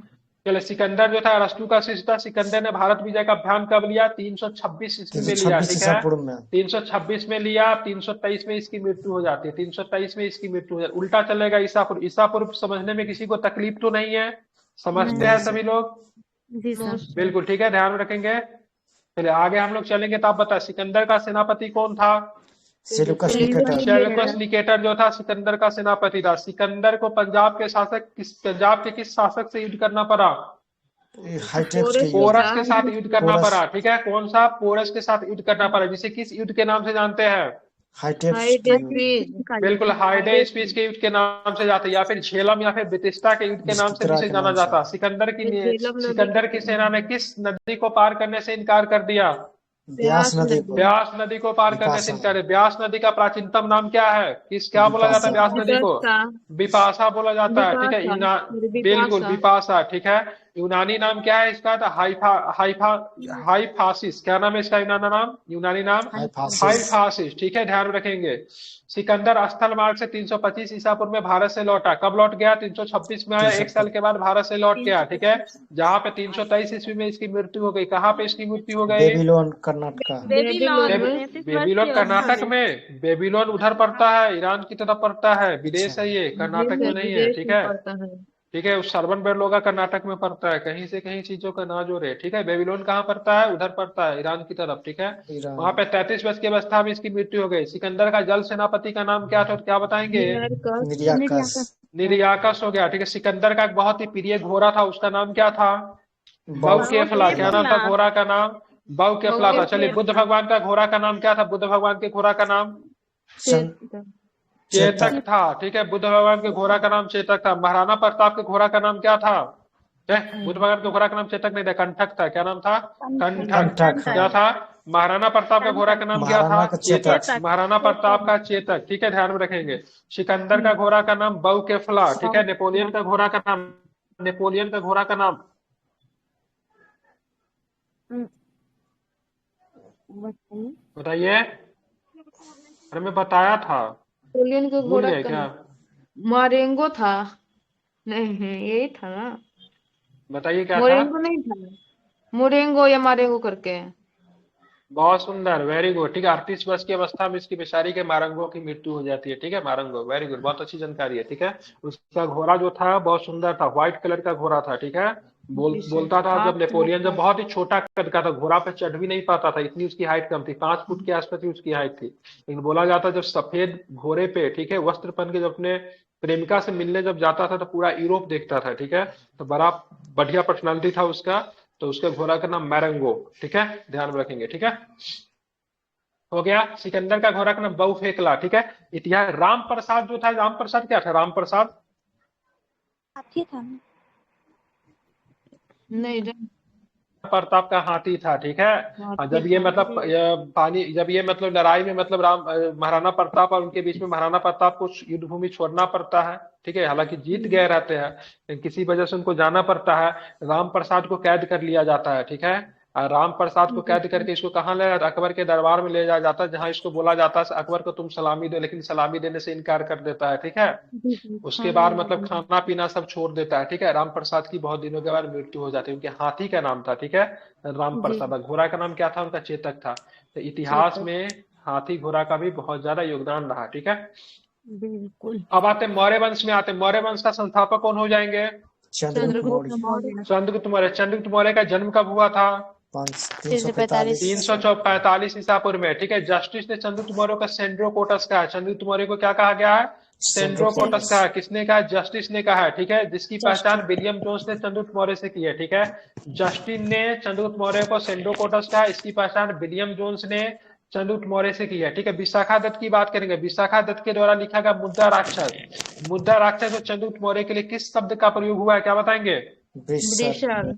विसल। विसल का मतलब क्या होता है? विसल का मतलब क्या होता है? विसल का मतलब, बिल्कुल ध्यान में रखेंगे, विसल का मतलब क्या होता है? निम्न कुल का। ठीक है, निम्न कुल का। ठीक है, ध्यान में रखेंगे। घनानंद को हराने में, ठीक है, घनानंद को हराने में चंद्रगुप्त मौर्य की सहायता किसने की? चाणक्य ने की, विष्णुगुप्त ने की, कौटिल्य ने की। तीनों में से किसने की? तीनों एक ही नाम है। चाणक्य एक ही नाम है। सुंदर, वेरी गुड। ठीक है, बात करेंगे यहाँ पे, आपको बताना ये है हमें। ठीक है, बाद में जाके यही चाणक्य जो था चंद्रगुप्त मौर्य का क्या बना? तो प्रधानमंत्री बन गया। इनके द्वारा जब पुस्तक लिखी गई वो पुस्तक कौन सी है? अर्थशास्त्र। अर्थशास्त्र। प्रशासन नहीं है, प्रशासन की पुस्तक है, राजनीति की पुस्तक है। राजनीतिक से। ठीक है, कौटिल्य की बात करेंगे। कौटिल्य ने अर्थशास्त्र में राज्य की प्रकृति का वर्णन किया है। उसने राज्य के कितने अंग बताएंगे? कौन सा अंग 7 बताएंगे? इन्होंने राज्य के लिए कौन सा थ्योरी? सप्तांग। क्या बनाया गया था? सप्तांग। कौन सा? सप्तांग थ्योरी जो किनका था? इनका था। बहुत सुंदर। कौन कौन सा? स्वामी। पहला अंग क्या होगा? स्वामी। दूसरा अंग क्या? अमत्य। तीसरा अंग जनपद। चौथा क्या होगा? दुर्ग। पांचवा क्या होगा? कोष। चौथा कोष, सॉरी, उसका दंड नहीं, पांचवा कोष था, उसका दंड हो जाएगा। और क्या होगा? मित्र होगा। इसे क्या बोलते हैं? सप्तांग कहते हैं। तो अगर पूछेगा सप्तांग थ्योरी किसका है तो बताइएगा आप लोग, चाणक्य का है या फिर कौटिल्य का है। ठीक है, चंद्रगुप्त मौर्य मगध की गद्दी पे कब बैठा? क्या बताएंगे? इंपॉर्टेंट तारीख है, एग्जाम में पूछता है, कब बैठा? 322 बहुत सुंदर, ईसा पूर्व। 322 ईसा पूर्व में बैठा। चंद्रगुप्त किस धर्म का अनुयायी था? तो क्या जैन बताएंगे धर्म या का। फिर नहीं बताएंगे? जैन धर्म जैन का धर्म। अनुयायी था। बहुत सुंदर। ठीक है, चंद्रगुप्त मौर्य ने अपना अंतिम समय कर्नाटक के किस स्थान पे बिताया? क्या बताएंगे? श्रवण बेला। बहुत सुंदर, श्रवण बेलगोला। इसने किस प्रक्रिया को अपना कर अपना शरीर का त्याग किया? क्या बताएंगे? संलेखना। क्या बताएंगे? बहुत सुंदर बच्चे, क्या? संलेखना। बहुत सुंदर। ठीक है, चंद्रगुप्त मौर्य की बात करेंगे तो चंद्रगुप्त मौर्य ने 305 ईसा पूर्व में सेल्यूकस निकेटर को हराया था। सेल्यूकस निकेटर किसका मतलब वो था? किसका मतलब सेनापति था सेल्यूकस निकेटर? सिकंदर का। सिकंदर का बिल्कुल। जब सेनापति सेल्यूकस था। निकेटर जब पराजित जब हो जाता है तो चंद्रगुप्त मौर्य को बहुत बड़ा मतलब क्षेत्र मिलता है, अफगानिस्तान वगैरह का इलाका मिलता है। अभी अखंड भारत जो मिलाने की बात करते हैं ना, तो चंद्रगुप्त मौर्य का जहां तक राज्य था उस सबको मिलाने के बाद अफगानिस्तान वगैरह, इराक, ईरान का बहुत सारा हिस्सा आ जाता था। ठीक है, जब सेल्यूकस निकेटर जब पराजित हो जाते हैं तो बोलते ठीक है अब तो हम पराजित हो गए। तो यहाँ पे बात करेंगे तो सेल्यूकस ने अपनी पुत्री कार्नेलिया का विवाह इसको कर देते, कहीं के नाम इसका हेलेना नाम मिलेगा, कहाँ पे मिलेगा, हेलेना भी लिखा हेलेना। रहता है, लेकिन मुख्य रूप से कार्नेलिया के नाम से जानते हैं। विवाह कर दिया गया और युद्ध के संधि के अनुसार 4 जगह काबुल दिया गया, कंधार दिया गया, हेरात दिया गया, मकरान दिया गया, चंद्रगुप्त मौर्य को दे दिए, ठीक है। लेकिन चंद्रगुप्त मौर्य भी खाली हाथ नहीं देने जाने दिया, अपने ससुर को क्या दिया उन्होंने, तो हाथी दिए। क्या दिए उपहार में, क्या दिया अपने सासुर को, 500 बिल्कुल 500, वेरी गुड, ठीक है, 500 हाथी के 500, हाँ हो गया 500 हाथी, समझ गए हम, ठीक है। 500 हाथी उपहार में मतलब क्या दिया गया, ठीक है, अपने ससुर को इन्होंने मतलब दिया, ठीक है, ध्यान में रखेंगे, ठीक है। बाकी ससुर जी ने क्या दिया, काबुल दे दिया, कंधार दे दिया, हेरात दे दिया, मकरान दे दिया, ठीक है, आप इसे याद रखेंगे। 4 को चलिए प्रांत चंद्र, दिए थे। बिल्कुल ठीक है, ध्यान में रखेंगे। चंद्रगुप्त मौर्य ने शिक्षा ली, किससे ली, तो इनके जो गुरु का नाम था भद्रबाहु था, क्या नाम था, भद्रबाहु भद्रबाहु, ठीक है। किस धर्म की शिक्षा ली इनसे, तो क्या बताएंगे, जैन जैन धर्म का। सर। ठीक है, ध्यान में रखेंगे। मेगास्थनीज की बात करेंगे तो मेगास्थनीज जो था किसका राजदूत था, सेल्यूकस सेल्यूकस निकेटर निकेटर बिल्कुल राजदूत। सेल्यूकस निकेटर का राजदूत था, जो कि चंद्रगुप्त मौर्य के दरबार में क्या करते थे, रहते थे। मेगास्थनीज के द्वारा पुस्तक लिखी गई, पुस्तक का नाम बताइए। इंडिका। बिल्कुल, उस पुस्तक का नाम क्या है, इंडिका, बहुत सुंदर पुस्तक का नाम क्या है, इंडिका, ठीक है। तो मेगास्थनीज के अनुसार अगर बात करेंगे तो सम्राट का जनता के सामने आने के अवसरों पर शोभा यात्रा में जश्न मनाया जाता था, और जश्न में उनके एक सोने के पालकी में ले जाया जाता था। उनके अंगरक्षक जो थे सोने और चांदी के मतलब अलंकृत हथियारों पर सवार होते थे। मुख्य रूप से अंगरक्षक में कौन होते थे, चंद्रगुप्त मौर्य के अंगरक्षक में कौन होते थे, कौन, पेड़ पेड़ पेड़ों पर से तोतों का झुंड, यही हाँ, तो तो सब था। महिला कौन होती थी, महिला होते, अंगरक्षक कौन महिला, होते हाँ। थे, महिला। तोता कैसे किसी का रक्षा करेगा, नहीं वो नहीं बोल रहे थे, सिर्फ नीचे वाला लाइन को बोल रहे थे। लैस मतलब महिलाएं होती थी, और अंगरक्षक को मतलब ध्यान में रखेंगे, और मतलब वहां पे अंगरक्षक जो ना सोना और चांदी से अलंकृत हाथियों के सवार पे चलते थे, और कुछ अंगरक्षक जो पेड़ पे लेकर चलते थे। अब पेड़ पे मतलब क्या होता था, तोता का झुंड होता था, ठीक है, ध्यान में रखेंगे। तो बताएंगे महिला सशक्तिकरण की हम लोग बात करते हैं, लेकिन आप देखोगे उस समय मतलब इतने बड़े शासक का मतलब, ठीक है, रक्षा करने के लिए कौन होता था, तो एक महिला महिला को जिम्मेवारी दी गई थी। किसे दी गई थी, महिला को सारी जिम्मेवारी मतलब दी गई थी, ठीक है। और ये बातें मैं नहीं बता रहा हूँ, एनसीईआरटी के क्लास 6 में लिखा हुआ है, ठीक है। अब प्रशिक्षित टोटा का झुंड झुंड होता था। प्रशिक्षित टोटा क्या करता था, देखता था आसपास में कहीं खतरा तो नहीं है, जी खतरा को भाप के बता देता था, ठीक है, ध्यान में रखेंगे। और चंद्रगुप्त मौर्य के ऊपर खतरा भी था, इसलिए मतलब कौटिल्य जो था, चाणक्य जो था, उनको हल्का हल्का जहर भी दिया करता था खाना में, ठीक है। मतलब उस जहर से मतलब हत्या ना हो, ताकि वो कभी उनको अगर मारने की कोशिश किया जाए जहर से, तो वो उनके ऊपर किसी भी प्रकार के असर ना हो, ठीक है, ध्यान में रखेंगे, ठीक है। इसको आपको ध्यान में रखना है। यहाँ पे देखिए, राजा जो था सम्मानित, नीचे तो बात लिखी, हथियारबंद महिलाओं से घिरे होते थे। उनके खाने से पहले खास नौकर उस खाने को चखते थे। वे लगातार 2 रात तक एक कमरे में नहीं सोते थे। एनसीईआरटी का हुबहू छाप दिया नया वाला लुसेंट में, पहले वाला में ये सब नहीं लिखा हुआ है।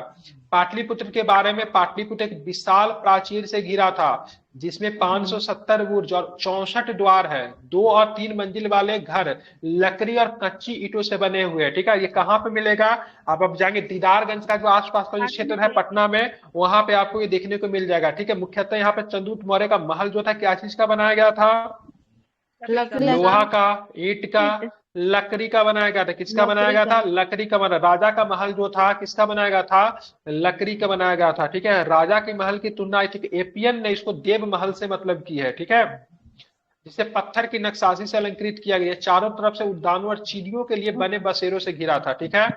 यहाँ पे मैंने यहाँ पे बता ही दिया।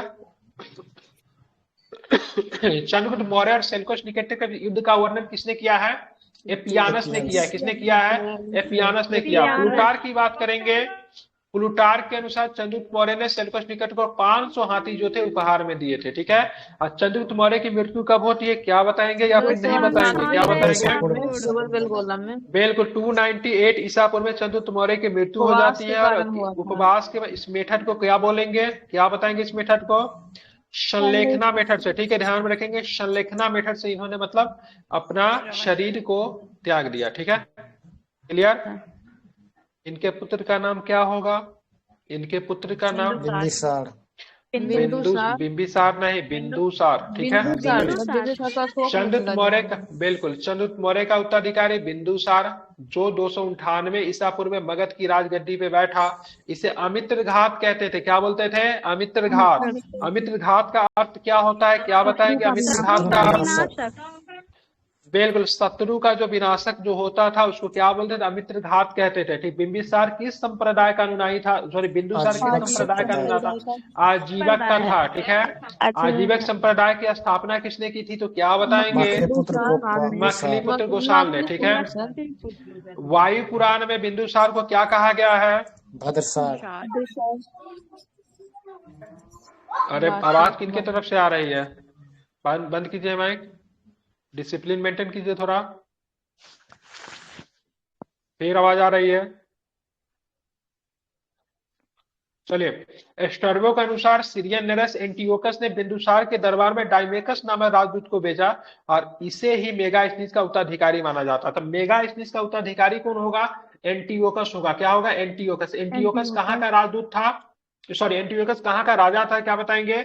सीरिया का था, ठीक है। एंटियोकस जो था सीरिया का मतलब राजा जो था, ठीक है, ध्यान में रखेंगे। सीरियन नरेश जो था बिंदुसार के दरबार में किसे भेजा राजदूत के रूप में? डायमेकस को। डायमेकस। बिल्कुल, किसे भेजा? तो ध्यान में रखेंगे, डाइमेकस को भेजा। किसे भेजा? तो डाइमेकस को भेजा, ठीक है। इसको आपको ध्यान में रखना है, किसे भेजा? तो डाइमेकस को भेजा। वेरी गुड, ठीक है। जैन ग्रंथों के अनुसार इसी का एक और था सीरियन नरेश का, एंटियोकस प्रथम। हाँ, तो वही ना, यही ना, एंटियोकस ही तो है ना, एंटियोकस ही है ना, एंटियोकस फर्स्ट ही है इसका नाम। अब देखिए, जो देखिए, एंटियोकस प्रथम किसी का नाम नहीं हो सकता, लेकिन आगे चल के दूसरा तीसरा जब हो जाता है ना, तो मूल नाम जो रहता है उसके साथ प्रथम लगाना पड़ता है। इतिहासकार ने अपने सुविधा के अनुसार प्रथम दूसरा तीसरा लगाया। ऐसा कि उसका थोड़ी ना बोलेगा अकबर द्वितीय इधर सुनो, ऐसे थोड़ी ना बोलेंगे। उसका नाम तो अकबर ही है, लेकिन हम लोगों को पढ़ना है, इसलिए हमने उसका नाम अकबर द्वितीय रख दिया। उसको अकबर द्वितीय के नाम से नहीं बुलाएंगे, वो अकबर द्वितीय इतिहासकार ने अपने सुविधा के अनुसार उसका नाम रख दिया। तो एंटियोकस तो सबसे पहला बना ही, इसका नाम तो एंटियोकस ही था, लेकिन बाद में जाके और भी एंटियोकस हो गया। तो बाई कंडीशन मतलब क्या हो गया? पहला बना नरेश जो था इसको एंटियोकस प्रथम कहते हैं, ठीक है। क्योंकि किसका मतलब उत्तराधिकारी था? तो किसका उत्तराधिकारी था, ठीक है। तो वही क्या नाम है उसका? डायमेकस सर। मेगास्नीस, ठीक है। मेगास्नीस का उत्तराधिकारी था, ठीक है, ध्यान में रखेंगे, ठीक है, क्योंकि दरबार में तो यही आया था। जैन ग्रंथों में बिंदुसार को क्या कहा गया है?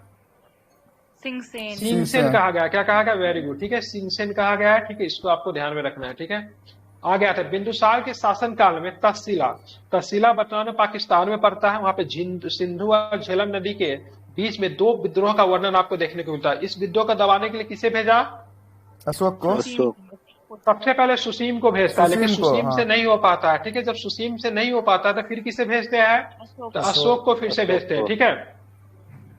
ध्यान में रखेंगे आप, एथिनियस के अनुसार बात करेंगे। एक मतलब इतिहासकार है जिसका नाम है एथिनियस। एथिनियस ने मतलब बोला से एथिनियस के अनुसार सीरिया के शासक जो थे एंटियोकस प्रथम, जिन्होंने मतलब किसी डाइमेकस को भेजा था बिंदुसार के राजू पे, उनसे मतलब तीन चीजें मांगी। किसने मांगी? तीन चीजें। क्या चीज मांगी? मदिरा मांगा, शराब, सूखे अंजीर मांगे कि मदिरा के साथ अंजीर खाएंगे अच्छा लगेगा। उसका दार्शनिक भेजने की प्रार्थना की। लेकिन मतलब यहाँ पे ये एंटियोकस जो था उसने बोला ठीक है, मदिरा तो भेज दिया, ठीक है, सूखा अंजीर भी दे दिया, लेकिन उसने दार्शनिक को नहीं भेजा, ठीक है। क्योंकि बोला से हमारे यहाँ दार्शनिक को खरीदा और बेचा नहीं जाता है और दार्शनिक दास नहीं हो सकते, इसलिए दार्शनिक को भेजने की जो उनकी जो मतलब इच्छा जो थी, उनको बहुत ही मतलब रिस्पेक्ट पूर्वक उन्होंने मतलब क्या किया? इनकार कर दिया, ठीक है। तो मदिरा और सूखे अंजीर भेज दिए बिंदुसार को, लेकिन दार्शनिक नहीं भेजे। क्या दार्शनिक सर दास को कहते हैं? फिलोसफर होते दार्शनिक, ठीक है। फिलोसफर जैसे हम बोलेंगे, जैसे कोई आदमी बोलता है ना अरे कुछ बॉडी में कुछ नहीं होता, मरने के बाद भी आत्मा का वास होता है, ठीक है, आत्मा हमेशा रहती है, आत्मा कभी नहीं मरती, आत्मा सर्वत्र जीवित है, इसीलिए तुम क्या लेकर आए थे धरती पे, तुम क्या लेकर जाओगे? पहले भी तुम्हारे पास कुछ नहीं था, अभी भी तुम्हारे पास कुछ नहीं है, तुम आत्मा को लेकर आए थे और आत्मा तुम्हारे शरीर से निकल गया। बॉडी क्या है? शरीर क्या? शरीर तो मतलब एक मात्र नाम मात्र का, शरीर मिट्टी। इस तरह का कोई बात बोलेंगे ना, नहीं करते। दार्शनिक कम बोलो, फिलोसफर कम बोलो, ठीक है। तो ऐसे लोग जो होते जो कि बहुत ही ऐसी बात, बहुत ही गुड बात करते, जिसको समझने के लिए हमें बहुत उस तरह का विचार रखना पड़ता है, उसको दार्शनिक कहा जाता है, ठीक है। तो पहले के राजा जो होते थे दार्शनिक लोग को अपने पास में रखते थे, उनको सुनते थे। तो यहीं पे यहाँ पे दार्शनिक, वहां के सीरिया में दार्शनिक बहुत अच्छे होते थे। जैसे अपरस्तु को भी दार्शनिक कह सकते हैं, अरस्तु भी दार्शनिक थे, ठीक है, वहां पे बहुत सारे दार्शनिक हुए, ठीक है। तो वहां पर भी यूनान में भी दार्शनिक थे, सीरिया में भी दार्शनिक था, दार्शनिक का कल्चर वहीं से आता है, ठीक है। तो दार्शनिक भेजने की जो प्रथा जो थी वहां पे सीरिया में नहीं थी, इसलिए एंटियोकस ने इनकार कर दिया, ठीक है। बौद्ध विद्वान की बात करेंगे, तारानाथ ने अकेला एक ऐसा इतिहासकार है जिसने मतलब बोला कि 16 राज्यों का विजेता था, लेकिन बाकी किसी भी इतिहासकार इनके विजेता होने की बात नहीं कहते। ज्यादातर लोगों ने कहा कि बिंदुसार ने किसी भी राज्यों को नहीं जीता था, क्योंकि इनके पिता के द्वारा इतना बड़ा राज्य देकर गया था, इसी को संभालने में लगे हुए थे, किसी भी राज्य का विजय नहीं की। लेकिन केवल एक ही विद्वान जो थे, जिनका नाम था तारानाथ, बिंदुसार के कितने राज्यों का विजेता बताया है? 16 राज्य का। 16 राज्यों का विजेता मतलब तारानाथ के द्वारा बताया गया, ठीक है। इसको भी आप लोग ध्यान में रख सकते हैं, ठीक है। कितने राज्यों का? 16 राज्यों का, ठीक है। बिंदुसार के बात करेंगे, बिंदुसार के सभा में 500 सदस्यों वाली एक मंत्री परिषद होती, इसको क्या बोलते थे? खल्लाटक। क्या बोला? खल्लाटक बोला जाता। क्या बोला जाता था इसको? खल्लाटक, खलनायक नहीं, खल्लाटक, ठीक है। ध्यान में रखें, क्या बोलते थे इसको? खल्लाटक बोलते थे, ठीक है, याद रहेगा। एक मिनट, लैपटॉप।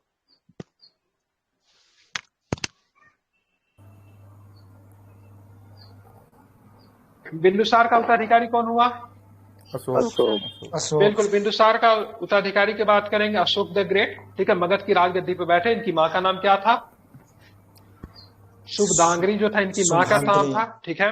बिल्कुल, दिव्यावदान का, सुभद्रा नहीं, ठीक है, शुभदांगरी। क्या नाम है? शुभदांगरी इनके माँ का नाम था। राजगद्दी पे बैठने के समय, ये प्रश्न कई बार पूछा, राजगद्दी के बैठने के समय कहीं का राज्यपाल था, कहाँ का राज्यपाल था, बताएंगे जरा हमें? अवंती मध्य प्रदेश। अवंती का राज्यपाल था, ठीक है। मास्की की बात करेंगे, गुर्जरा की बात करेंगे, नेतुर और उद्गोलम की बात करेंगे, तो इन लेखों में अशोक का नाम अशोक मिलता है। तो मास्की में भी मिलता है, गुर्जरा में भी मिलता है, नेतुर में भी मिलता है, उद्गोलम में भी अशोक का नाम क्या मिलता है? अशोक मिलता है, ठीक है। अशोक के इतिहास में हमें मुख्यतः अशोक का इतिहास में कैसे प्राप्त होती है, तो उनके द्वारा लिखाए गए अभिलेखों से ही ज्ञात होता है। इस अभिलेखों में निम्नलिखित वर्गों में विभाजित किया जाता है। सबसे पहले शिलालेख है, फिर मतलब स्तंभ लेख है, फिर मतलब क्या, गुहा लेख है। 3 प्रकार का अभिलेख आपको मिलेंगे, शिलालेख, स्तंभ लेख, गुहा लेख। अब बताऊंगा शिलालेख कहाँ पे लिखते थे, स्तंभ लेख कहाँ पे लिखते थे, गुहा लेख कहाँ पे लिखते थे, इस पे हम लोग क्या करेंगे, बात करेंगे, ठीक है। आप हमें ये बताओ, ठीक है, उत्तरापथ की राजधानी कहाँ थी? अशोक के समय बात करेंगे, 5 प्रकार के पथ है, उसकी राजधानी क्या है? उत्तरापथ। उत्तरापथ की राजधानी तक्षशिला। अवंती राज की राजधानी कहाँ थी? अवंती की राजधानी मौर्य प्रांत है। 5 प्रांत है। अशोक के समय कितने प्रांत? 5 प्रांत। पहला उत्तरापथ, उसकी राजधानी तक्षशिला। अवंती राज की राजधानी उज्जैनी। कलिंग की राजधानी कहाँ थी? इंपॉर्टेंट है, कलिंग की राजधानी कौशली, ठीक है। दक्षिणापथ की राजधानी कहाँ थी? दक्षिणापथ की राजधानी क्या बताएंगे? दक्षिणापथ सुवर्णगिरी, ठीक है, बहुत सुंदर। प्रासी की राजधानी कहाँ थी, जो कि पूर्वी प्रांत था, उसकी राजधानी कहाँ थी? पाटलिपुत्र, ठीक है। मौर्य प्रांत कितने? 5। 5 का नाम आपको क्या रखने, याद रखने, ठीक है। अशोक का इतिहास हमें मुख्यतः उसके अभिलेखों से ज्ञात होता है, ठीक है। 3 प्रकार का अभिलेख मैंने बताया, शिलालेख, ठीक है, स्तंभलेख, गुहालेख, ठीक है। D.R. भंडारकर जैसे इतिहासकार ने अभिलेखों के आधार पर अशोक का इतिहास लिखने का प्रयास किया है, ठीक है। अब यहाँ पे देखेंगे सबसे प्रमुख अभिलेख जो है, जो कहाँ से प्राप्त होता है, आप हमें ये बताएंगे जरा, ठीक है। शहबाजगढ़ी अभिलेख कहाँ से मिलेगा? शहबाजगढ़ी अभिलेख अफगानिस्तान, पाकिस्तान साबर पाकिस्तान से मिलता है, ठीक है। मनसेरा अभिलेख कहाँ से मिलता है? मनसेरा पाकिस्तान मिलता है। कालसी अभिलेख बहुत इंपॉर्टेंट है, कालसी कहाँ से मिले? कालसी उत्तराखंड से। गिरनार अभिलेख कहाँ से मिला? गिरनार अभिलेख गुजरात से। बहुत से। धौली एवं जौगढ़ अभिलेख कहाँ से मिलेगा? धौली एवं जौगढ़ अभिलेख उड़ीसा से, ठीक है। एरगुडी की बात करेंगे, राजुल भाई मंडगिरी अभिलेख कहाँ से मिलेगा, क्या बताएंगे? बिल्कुल, आंध्र प्रदेश से मिलेगा, बहुत सुंदर। सोपारा अभिलेख कहाँ से मिलेगा? सोपारा, क्या बताएंगे? महाराष्ट्र। बिल्कुल, महाराष्ट्र से। रूपनाथ तथा गुर्जरा अभिलेख कहाँ से मिलेगा? रूपनाथ तथा गुर्जरा अभिलेख क्या बताएंगे? चले, सासाराम अभिलेख कहाँ मिलेगा? सासाराम अभिलेख क्या बताएंगे? बहुत सुंदर। भरगू या फिर बैराट अभिलेख कहाँ पे मिलेगा, क्या बताएंगे? राजस्थान से। मास्की की बात करेंगे, गोभी मठ की बात करेंगे, ब्रह्मगिरी हो गया, सिद्धपुर हो गया, ठीक है, जंगित्रा महेश्वर हो गया, ठीक है। उसके बाद क्या? कनगहल्ली, ठीक है, पालकी गुंडू, ये सारे के सारे कहाँ से मिलेंगे? सारे के सारे कर्नाटक से, ठीक है। अहरौरा अभिलेख कहाँ से मिलेगा? अहरौरा अभिलेख उत्तर प्रदेश, ठीक है। एग्जाम में चांसेस है आपको क्या पूछने के, तो आपसे कालसी याद रखेंगे, कालसी उत्तराखंड में, गिरनार तो पता ही आपको, शहबाजगढ़ी पेशावर में है, ठीक है, मनसेरा हजारा पाकिस्तान में है, गिरनार गुजरात में है, कालसी उत्तराखंड में है। ये सारे आपको क्या रखने, याद रखने, ठीक है।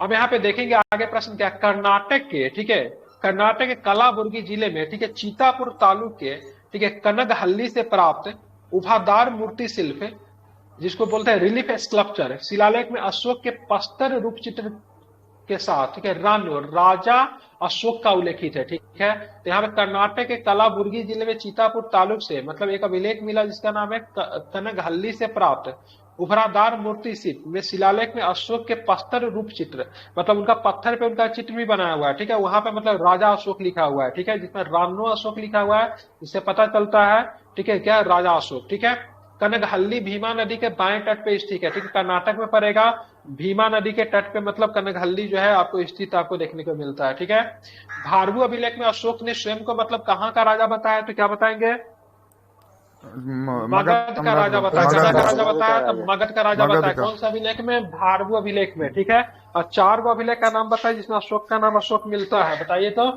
गुर्जरा मास्की हो गया, रुद्र इसमें उदगेलम और मैसूर में। ठीक है, ध्यान में रखेंगे। ठीक है, पुराणों में अशोक को क्या कहा गया, क्या बताएंगे, पुराणों में अशोक को क्या कहा गया, अशोक वर्धन कहा गया। ठीक है, पुराणों में अशोक का वर्धन क्या है। ठीक है, और देवाम्पिय किसका नाम, देवाम्पिय पिदेदसी किसका नाम है, देवाम्पिय पिदेदसी। बहुत सुंदर। ठीक है, देवाम्पिय पिदेदसी का शाब्दिक अर्थ क्या होता है, क्या होता है उसका शाब्दिक अर्थ, एकदम सुंदर प्यारा देव का देव को प्रिय, क्या होता है, देव को प्रिय। ठीक है, प्रियदर्शनी किससे बोलते थे, प्रियदर्शनी खुद को इतिहास में प्रियदर्शनी वो खुद को अपना नाम था सर, गांधी जी को प्रियदर्शनी बोला जाता है। ठीक है, ध्यान में रखेंगे। प्रियदर्शनी किसे बोलते हैं, इंदिरा गांधी जी को बोलते हैं। चलिए, पुराणों को अशोक में अशोक वर्धन, देवाम्पिय पिदेदसी अशोक का ही नाम है। अशोक ने अपने अभिलेख के अशोक ने अपने राज्याभिषेक के कितने वर्ष के बाद उसने कलिंग पे आक्रमण कर दिए, 8 वर्ष बाद। 8 वर्ष। क्या बताएंगे, कलिंग पे आक्रमण कब हुआ, 261 ईसा पूर्व में कलिंग पे आक्रमण हुआ। ठीक है, ध्यान रखेंगे।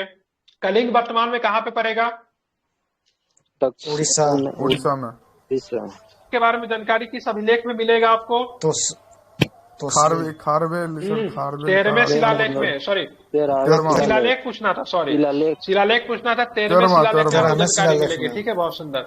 कलिंग की राजधानी कहाँ थी, वो थी तोसली। कहाँ थी इसकी राजधानी, तोसली थी। ठीक है, कलिंग की राजधानी तोसली, बताया था ना, कलिंग की राजधानी तोसली, ऊपर भी तो बताया हूँ। ठीक है, ध्यान में इतना आपको रखना है। ठीक है, कलिंग की राजधानी कहाँ थी, तोसली थी। ठीक है, ध्यान में रखेंगे।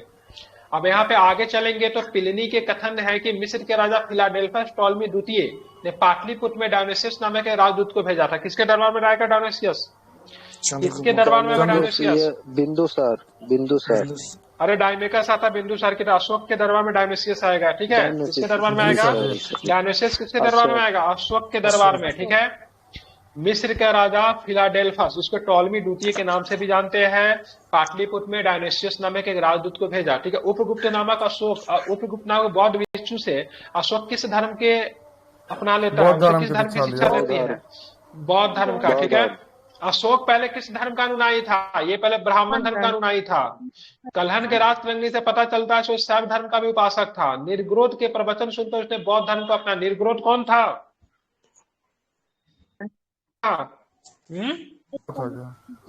भतीजा, बौद्ध धर्म का एक भतीजा था, निर्ग्रोध जो नहीं, भतीजा बौद्ध धर्म को माना था। एक दिन अपने भतीजा को देखता ना, बड़ा शांत रहता था, तो एक दिन बोला, बेटा तुम इतना शांत कैसे रहते हो। ठीक है, तो बोला, चाचा जी आप भी अगर बौद्ध धर्म को समझने लगेंगे ना तो आपका भी स्वभाव जो है काफी अधिक शांत हो जाएगा। ठीक है, तो बराबर देखता था, तो उनसे धीरे धीरे मिलने लगे, उनसे काफी करीब चले गए। जब देखा कि व्यक्ति काफी शांत रहता है, तो उसी से मतलब प्रभावित होकर उसने मतलब क्या किया, बौद्ध धर्म को मतलब अपना लिया। ठीक है, इसके लिए किस व्यक्ति से शिक्षा लिया, तो उपगुप्त से। किससे शिक्षा लिया, उपगुप्त से। ठीक है, अशोक ने उपवासक के रूप में पहले राज्याभिषेक के 10वें वर्ष में बौद्ध गया। ध्यान में रखिएगा, 8वें वर्ष में क्या किया, कलिंग पे आक्रमण किया। ठीक है, 10वें वर्ष में कहाँ गया, 10वें वर्ष में। ठीक है, 12वें वर्ष में कहाँ गया, 12वें वर्ष में निगाली सागर गया। 20वें वर्ष में कहाँ गया, 20वें वर्ष में नेपाल गया, नेपाल लुम्बिनी नेपाल में कहाँ गया, मतलब कलिंग पर आक्रमण किया, कलिंग पे आक्रमण, सॉरी। 10वें वर्ष में कहाँ गया, 10वें वर्ष में, 12वें वर्ष में निगाली सागर, नेपाल गया, नेपाल। ठीक है, नेपाल के लिए। और जब नेपाल में जब ये साहब जाते हैं तो वहां पे जानते हैं वहां पे टैक्स बहुत ज्यादा रहता है, ये टैक्स को काफी कम कर देते। क्या कर देते हैं? टैक्स को आई थिंक 1/20 की क्या कर दिया था, 1/40, 1/20 कर दिया था सर, क्या था कुछ याद नहीं आ रहा मुझे। ये टैक्स को कम कर, कर को कम कर दिया था। ठीक है, नेपाल में लुम्बिनी में कर को कम कर दिया था क्योंकि बौद्ध धर्म के गौतम बुद्ध की जन्मस्थली था इस वजह से। ठीक है, अहरौरा लेख से ये घोषणा की गई अशोक व्यक्तिगत रूप से बौद्ध धर्म का अनुयायी था। रुमनीदई स्तंभ अभिलेख और निगाली सागर स्तंभ अभिलेख में बौद्ध मत में अशोक की आस्था का स्पष्ट प्रमाण देते हैं। ठीक है, अशोक के प्रमुख शिलालेख, शिलालेख क्या होता था ना, शिलालेख जो था पत्थर पे लिखा जाता था। ठीक है, पत्थर पे क्यों लिखते थे? ताकि चीजें अस्थायी रहे, कभी मिटे नहीं। तो ऐसे बात करेंगे, शिलालेख की बात करेंगे तो बहुत सारे 14 शिलालेख है। ठीक है, हाँ, आने वाले पीढ़ी के लिए रहे। तो पहला शिलालेख में क्या था? पशु बलि की निंदा की गई थी। सारा तो याद नहीं रहेगा लेकिन कुछ याद कर लीजिए। पहला शिलालेख में क्या चीज का वर्णन है, क्या बताएंगे? पशु बलि की निंदा। लेख में। ठीक है, ध्यान में रखें किसकी निंदा की गई है, तो पशु बलि की निंदा की गई है पहला शिलालेख में। ठीक है, दूसरे शिलालेख में क्या है, तो मनुष्य एवं पशु दोनों के चिकित्सा व्यवस्था का उल्लेख की बात की गई। ठीक है, आप कभी राज्य का नीति निदेशक सिद्धांत पढ़ेंगे ना, तो अशोक लगता है ना सब कुछ पहले से पढ़ रखे थे। बहुत सारी चीजें आपको राज्य के नीति निदेशक तत्व में पशु बलि की निंदा होती है ना, जैसे दुधारू पशु का हत्या पे उसके रोक लगाया गया ना, मनुष्य। ठीक है, राज्य का कर्तव्य होता है ना लोगों के लिए, मतलब बात करें हॉस्पिटल वगैरह चिकित्सा व्यवस्था का करें तो वो ये 2 में आपको देखने को मिलता है। तीसरा में क्या है, तो इसने मतलब राजकीय अधिकारियों को एक आदेश दिया कि हर एक 5वें वर्ष, ठीक है ये इंपॉर्टेंट है, हर एक 5वें वर्ष के उपरांत दौरे पर जा रहा है। इसमें कुछ धार्मिक नियमों का भी उल्लेख है। चौथा छोड़ दीजिए, 5वां याद है, धर्म महापात्रों की नियुक्ति की बात करेंगे। किस अभिलेख में देखने को मिलता है, किस शिलालेख में? 5वां में। ठीक है, आत्मनिरंतर पे शिक्षा की बात करेंगे, 6ठा में देखने को मिलता है। 7वां एवं 8वां में अशोक के तीर्थ यात्रा का उल्लेख है। 9वां इंपोर्टेंट नहीं है बिल्कुल, 10वां भी छोड़ दीजिए। धर्म की व्याख्या 11वां में किया गया है। स्त्री महापात्रा का भी नियुक्ति होती थी। ठीक है, पुरुष का तो होता है, स्त्री महापात्रों की नियुक्ति सभी प्रकार का विचारों की सम्मान की बात कही है। मतलब देखिए किसी भी प्रकार के भेदभाव नहीं करेगा। ठीक है, ये 12वां में है।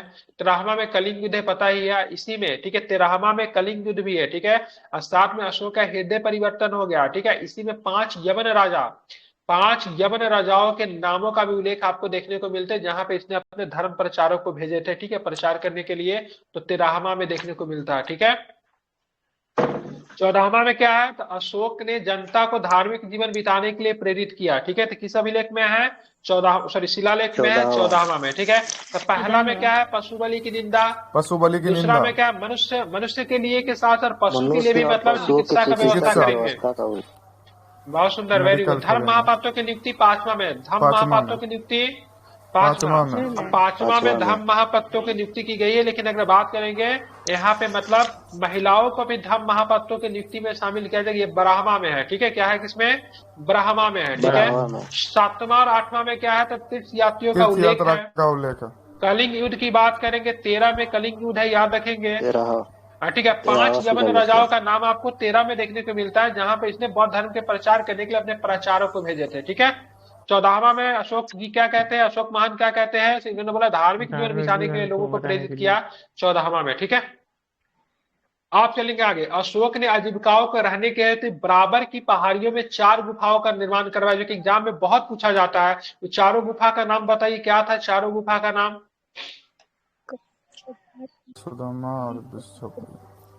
चौपार हो जाएगा, सुदामा हो जाएगा, ठीक है, और विश्व झोपड़ी हो जाएगा। ठीक है, और अशोक के पत्र का नाम क्या था? दशरथ ने आजीविकाओं को नागार्जुन गुफा प्रधान में दे दी। ठीक है, कर दी। ठीक है, अशोक ने 7वें स्तंभ लेख में आजीविकाओं का उल्लेख देखने को मिलता है, तथा महापात्राओं को आजीविकाओं के हितों का ध्यान रखने के लिए कहा गया था। ठीक है, जो महापात्रा जो था उनको बोला गया भाई साहब आजीविकाओं का ध्यान रखेंगे। ठीक है, चलिए।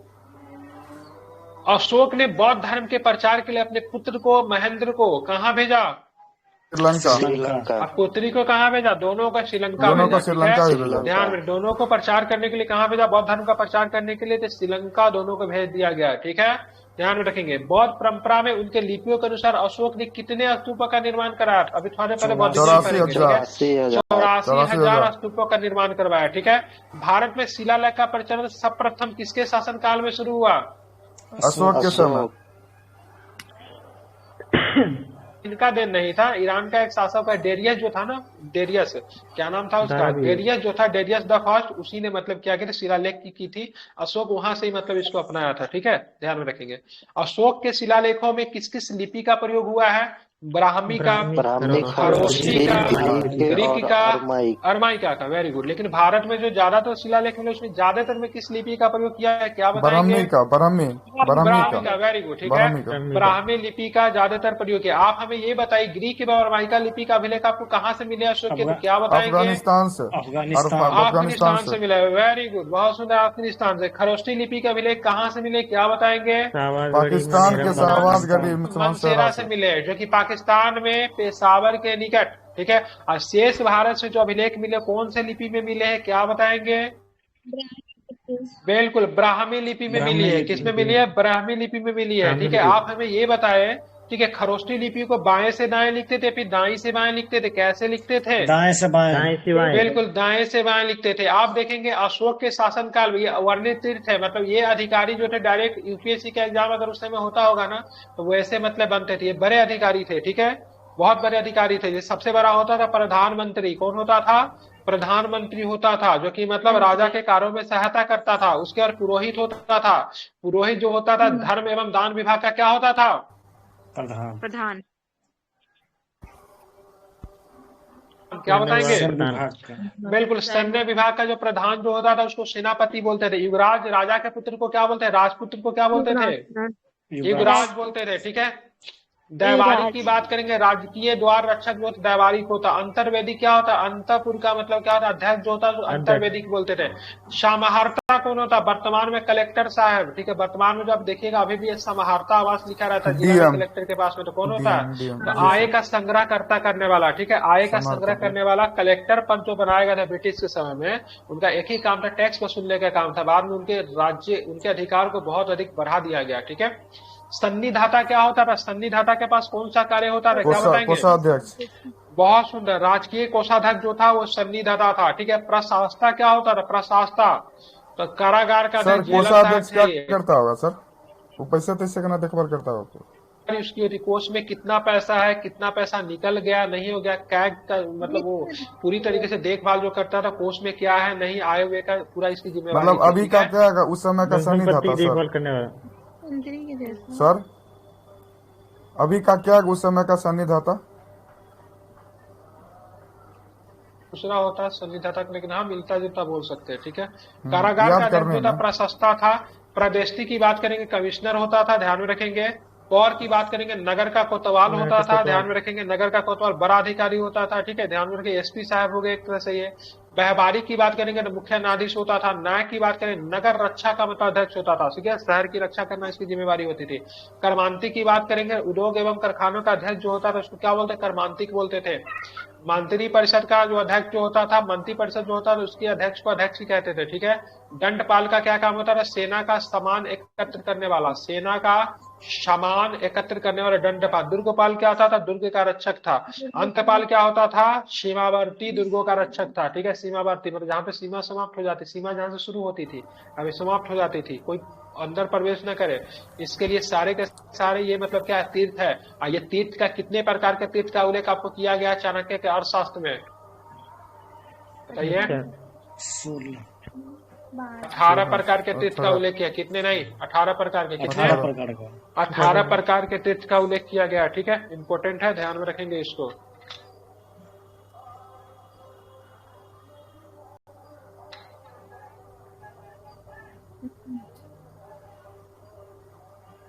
जी मैं तो खींच रहा हूँ, एंशिएंट हो जाएगा। अशोक के अभिलेखों में 3 भागों में बांटा जा सकता है। पहले क्या होता है? शिलालेख होता है, दूसरा का स्तंभ लेख होता है, तीसरा क्या होता है? गुहा लेख होता है, ठीक है। अशोक की शिलालेख की खोज किसने की थी, क्या बताएंगे? पैंथलेर ने की थी, 750 में की, ठीक है। अशोक के शिलालेख की संख्या कितनी है? 14। अशोक के अभिलेख को पढ़ने में सबसे पहली सफलता किसे मिली? कब मिली, क्या बताएंगे? 1837।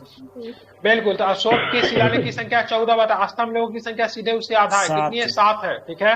और स्तंभ लेख जो है केवल ब्राह्मी लिपि में आपको देखने को मिलता है, ये 6 अलग अलग स्थानों से प्राप्त हुआ है। ठीक है। प्रयाग स्तंभ लेख कहाँ से प्राप्त होगा? ये कौशाम्बी में स्थित है। ठीक है। जो कि इस स्तंभ लेख को अकबर ने इलाहाबाद के किला में स्थापित करवा दिया था। ठीक है। इलाहाबाद के किला में जाएंगे तो अभी भी देखने को मिलेगा प्रयाग स्तंभ लेख। ठीक है। दिल्ली टोपरा अभिलेख जो था, ये आपको कहा फिरोज शाह तुगलक के द्वारा टोपरा से दिल्ली लाया गया। ठीक है, ध्यान में रखेंगे, काफी सुंदर है। उसको बहुत सारे हाथी की सहायता से फिरोज शाह तुगलक जो है इसको खिंचवा उसको वापस करके ले आया था। ठीक है। दिल्ली मेरठ की बात करेंगे, दिल्ली मेरठ पहले मेरठ में स्थित था, लेकिन इसको फिरोज शाह तुगलक इसको दिल्ली फिर इसको ले आता है। ठीक है। रामपुरवा वाला आपको बिहार में है। ठीक है। रामपुरवा वाला की बात करेंगे, बिहार चंपारण में आपको देखने को मिलता है। इसकी खोज किसने की थी? तो 1872 में। ठीक है, कार्लायल ने की थी। ठीक है। लौरिया अरेराज की बात करेंगे तो ये भी आपको चंपारण बिहार में आपको देखने को मिलता है। लौरिया नंदनगढ़ की बात करेंगे तो ये भी आपको चंपारण बिहार में देखने को मिलेगा। इंपोर्टेंट क्या है? तो इस पे मोर का चित्र बना हुआ है। किसका चित्र बना हुआ है? लौरिया नंदनगढ़ में क्या बना हुआ है? मोर का चित्र बना हुआ है। ठीक है। कौशाम्बी अभिलेख कहाँ से मिलते हैं? तो ये आपको इलाहाबाद में है। अभी पहले कौशाम्बी में था, लेकिन वर्तमान में इलाहाबाद में है। इसको रानी का अभिलेख कहते हैं। क्या बोलते हैं इसको? रानी का अभिलेख। ठीक है। अशोक के अभिलेख की बात करेंगे तो 7वां अभिलेख जो है सबसे बड़ा है। ठीक है, ध्यान में रखेंगे।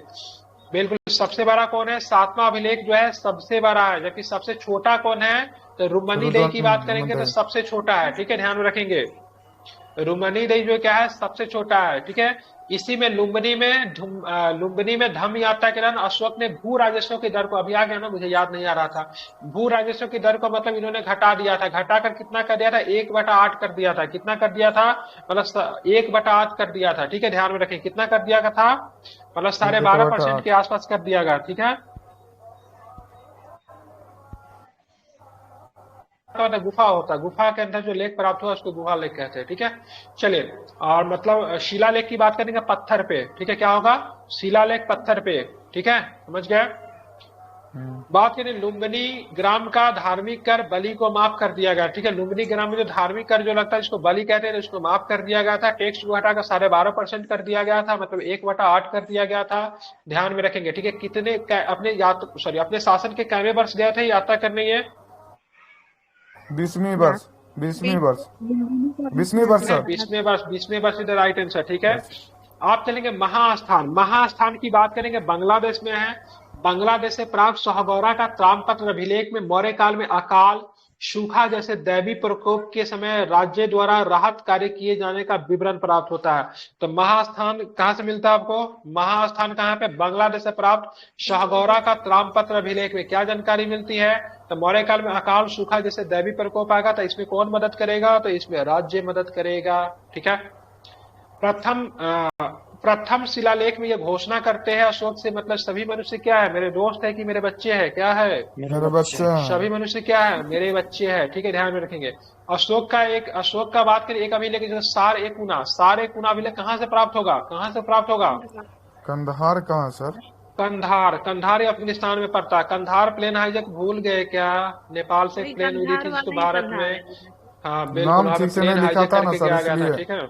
तकसीला हो जाएगा। वाजपेयी जी के समय में कंधार प्लेन हाईजैक हुआ था, इसी में हमको छोड़ना पड़ा था। किसको? हाफिज सईद को कंधार प्लेन हाईजैक में छोड़ना पड़ा था। हाँ। कंधार प्लेन हाईजैक अगर नहीं होता तो मुंबई हमला भी नहीं होती। ठीक है, क्योंकि हाफिज सईद जम्मू कश्मीर के किसी जेल में पड़ा हुआ रहता। ठीक है। चलिए, तो यहाँ पे कंधार अभिलेख में ग्रीक एवं अरमाइका भाषाओं का प्रयोग हुआ, ध्यान में रखेंगे। साम्राज्य में मुख्यमंत्री एवं पुरोहित की नियुक्ति के पूर्व उनके चरित्र को काफी जांचा परखा जाता है, ठीक आदमी है कि नहीं, राज्य प्रशासन ऐसे चला सकता है कि नहीं। इसको कौन सा परीक्षण कहते थे? तो इसको उपदा परीक्षण कहते थे। ठीक है। सम्राट की सहायता के लिए क्या होती थी? सम्राट की सहायता करने के लिए मंत्री परिषद होती थी। वर्तमान स्वरूप में भी प्राइम मिनिस्टर को सपोर्ट करने के लिए क्या होता है? मंत्री परिषद होता है। ठीक है, ध्यान में रखेंगे। उस समय भी था। इनकी संख्या या तो 12, 16, 20 से ज्यादा नहीं होती थी, 12 से कम नहीं होती थी। ठीक है, ध्यान में रखेंगे। 12, 16, 20 के अनुपात में होती थी। अर्थशास्त्र में शीर्षस्थ अधिकारी, ठीक है, जो अर्थशास्त्र में जो शीर्ष अधिकारी होते थे उनको क्या बोलते? तीर्थ बोलते थे। और इनको जो अधिकारी जिसको महामात्र कहते थे, इनकी संख्या कितनी बताई गई है? इनकी संख्या 18 बताई गई है। 18 और साथ में जासूस के लिए किस शब्द का प्रयोग हुआ था? चर शब्द का प्रयोग हुआ है, ठीक है। अशोक के समय मौर्य साम्राज्य में प्रांतों की संख्या कितनी थी? बात कर चुका हूं पहले, ठीक है। 5 थी, जिसको मतलब एक साम्राज्य को मिलाया गया था, 4 पहले से था, एक को मिलाया, कलिंग को मिलाया गया था। कलिंग की राजधानी कहाँ थी? कलिंग की राजधानी कहाँ थी? तोसली थी। वेरी गुड, बहुत सुंदर। चलिए, प्रांतों को क्या बोलते थे? चक्र कहा जाता था। प्रांतों के प्रशासक कुमार या फिर आर्यपुत्र राष्ट्रीय कहलाते थे। क्या कहलाते थे? प्रांतों के जो प्रशासक हो जाएंगे कुमार या आर्यपुत्र या फिर राष्ट्रीय कहलाते थे, ठीक है। प्रांतों का विभाजन किसमें कहा गया है? प्रांतों का विभाजन किसमें किया गया था? सबसे पहले राष्ट्र, सबसे पहले क्या होगा? राष्ट्र, जहां का शासक कौन होगा? अशोक खुद राजा। उसके बाद बोलेंगे प्रांत, ठीक है। प्रांत के जो मतलब जो प्रांत का जो प्रधान जो होता था उसको क्या बोलते थे? प्रांत, सॉरी, अशोक के समय मौर्य साम्राज्य 5 प्रांतों में था। प्रांत को क्या बोले? चक्र कहते थे। या चक्र के जो प्रशासक को कुमार कहते थे या फिर आर्यपुत्र कहते थे। मुख्य रूप से किसके द्वारा किया जाता था? राजा का जो पुत्र जो होता था उसी के द्वारा प्रांत को संभाला जाता था, ठीक है। प्रांतों को किसमें विभाजित कर देते थे? विषय में। विषय जस्ट लाइक जिला, प्रांत जस्ट लाइक राज्य, ठीक है। अब विषय का जो मतलब अधिकारी जो होता था उसको क्या बोलते थे? विषयपति बोलते थे। क्या बोलते थे? विषयपति बोलते थे, ठीक है। प्रशासन की सबसे छोटी इकाई ग्राम थी। ग्राम का मुखिया कौन होता था? ग्रामीण कहलाता था। शासक की बात करेंगे ना तो ग्रामीण तो था, ग्रामीण से नीचे भी एक प्रशासक जिसको गोप बोलते थे, ठीक है। प्रशासकों में सबसे छोटा जो था गोप था, जो कि 10 ग्रामों का मतलब शासन संभालता था। क्या संभालता था? 10 ग्रामों का शासन संभालने वाला अधिकारी को गोप कहते थे। मेगास्थनीज के अनुसार, ठीक है, नगर का प्रशासन कितने लोगों के द्वारा किया जाता था? 30 सदस्यों का एक मंडल करता, जिसमें समिति कितनी थी? इसमें 6 समिति थी। अब प्रत्येक समिति में कितने सदस्य थे? 5 सदस्य थे, ठीक है। इसलिए बिल्कुल, इसीलिए बात करेंगे तो यहाँ पे पाटलिपुत्र नगर को चलाने के लिए एक तरह का 30 सदस्यों का एक मंडल था, जिसमें 6 समिति थी। 6 समिति में बात करेंगे 5-5 सदस्य थे, ठीक है। बिक्री कर के रूप में कितना टैक्स वसूला जाता था? 10%, ठीक है। 10वां भाग मतलब 10% वसूला जाता। इसे जो चुराता था या फिर इसे बचाने की कोशिश करता उसको कौन सी सजा देते थे? मृत्युदंड देते थे, ठीक है। यह प्राशस्तिक समिति में उसके कार्य 6 गो समिति जो था, जो कि पाटलिपुत्र को संभालता था, प्रत्येक में 5-5 सदस्य थे। ये क्या काम करते? देखिए, प्रथम जो था ना उद्योग एवं शिल्प का कार्य का निरीक्षण करता था। द्वितीय की बात करें विदेशी की देखरेख करता था। तृतीय क्या करता? जन्म मरण का विवरण रखता था। चतुर्थ की बात करेंगे तो व्यापार एवं वाणिज्य की देखभाल करता था। 5वां की बात करें निर्मित वस्तुओं के विक्रय का निरीक्षण करता था। और 6ठा जो था बिक्री कर वसूल करता था। बिक्री कर कितना था? 10% था। जो नहीं देता था, जो बचाने की कोशिश करता था, उसको मौत की सजा दी जाती थी। तो इतना आप ये नहीं याद कीजिए, ये मत याद करो। आप याद कर लो, 6 समिति थी। 6 समिति में 5-5 सदस्य थे। टोटल सदस्य की संख्या 30 हो जाएगी, ठीक है। बिक्री कर 10% था। ये किस तरीके से चलती थी? सबसे पहले राष्ट्र होता था, सबसे पहले देश होता था जो कि बड़ा था। उसके बाद मतलब क्या बोलते थे? प्रांत आते थे। प्रांत के जो प्रशासक आर्यपुत्र कहते थे। मतलब राष्ट्र हो गया, फिर प्रांत हो गया, फिर विषय हो गया, फिर ग्राम हो गया, ठीक है। समझ गए? ऐसे प्रशासन चला करती थी। एक मिनट,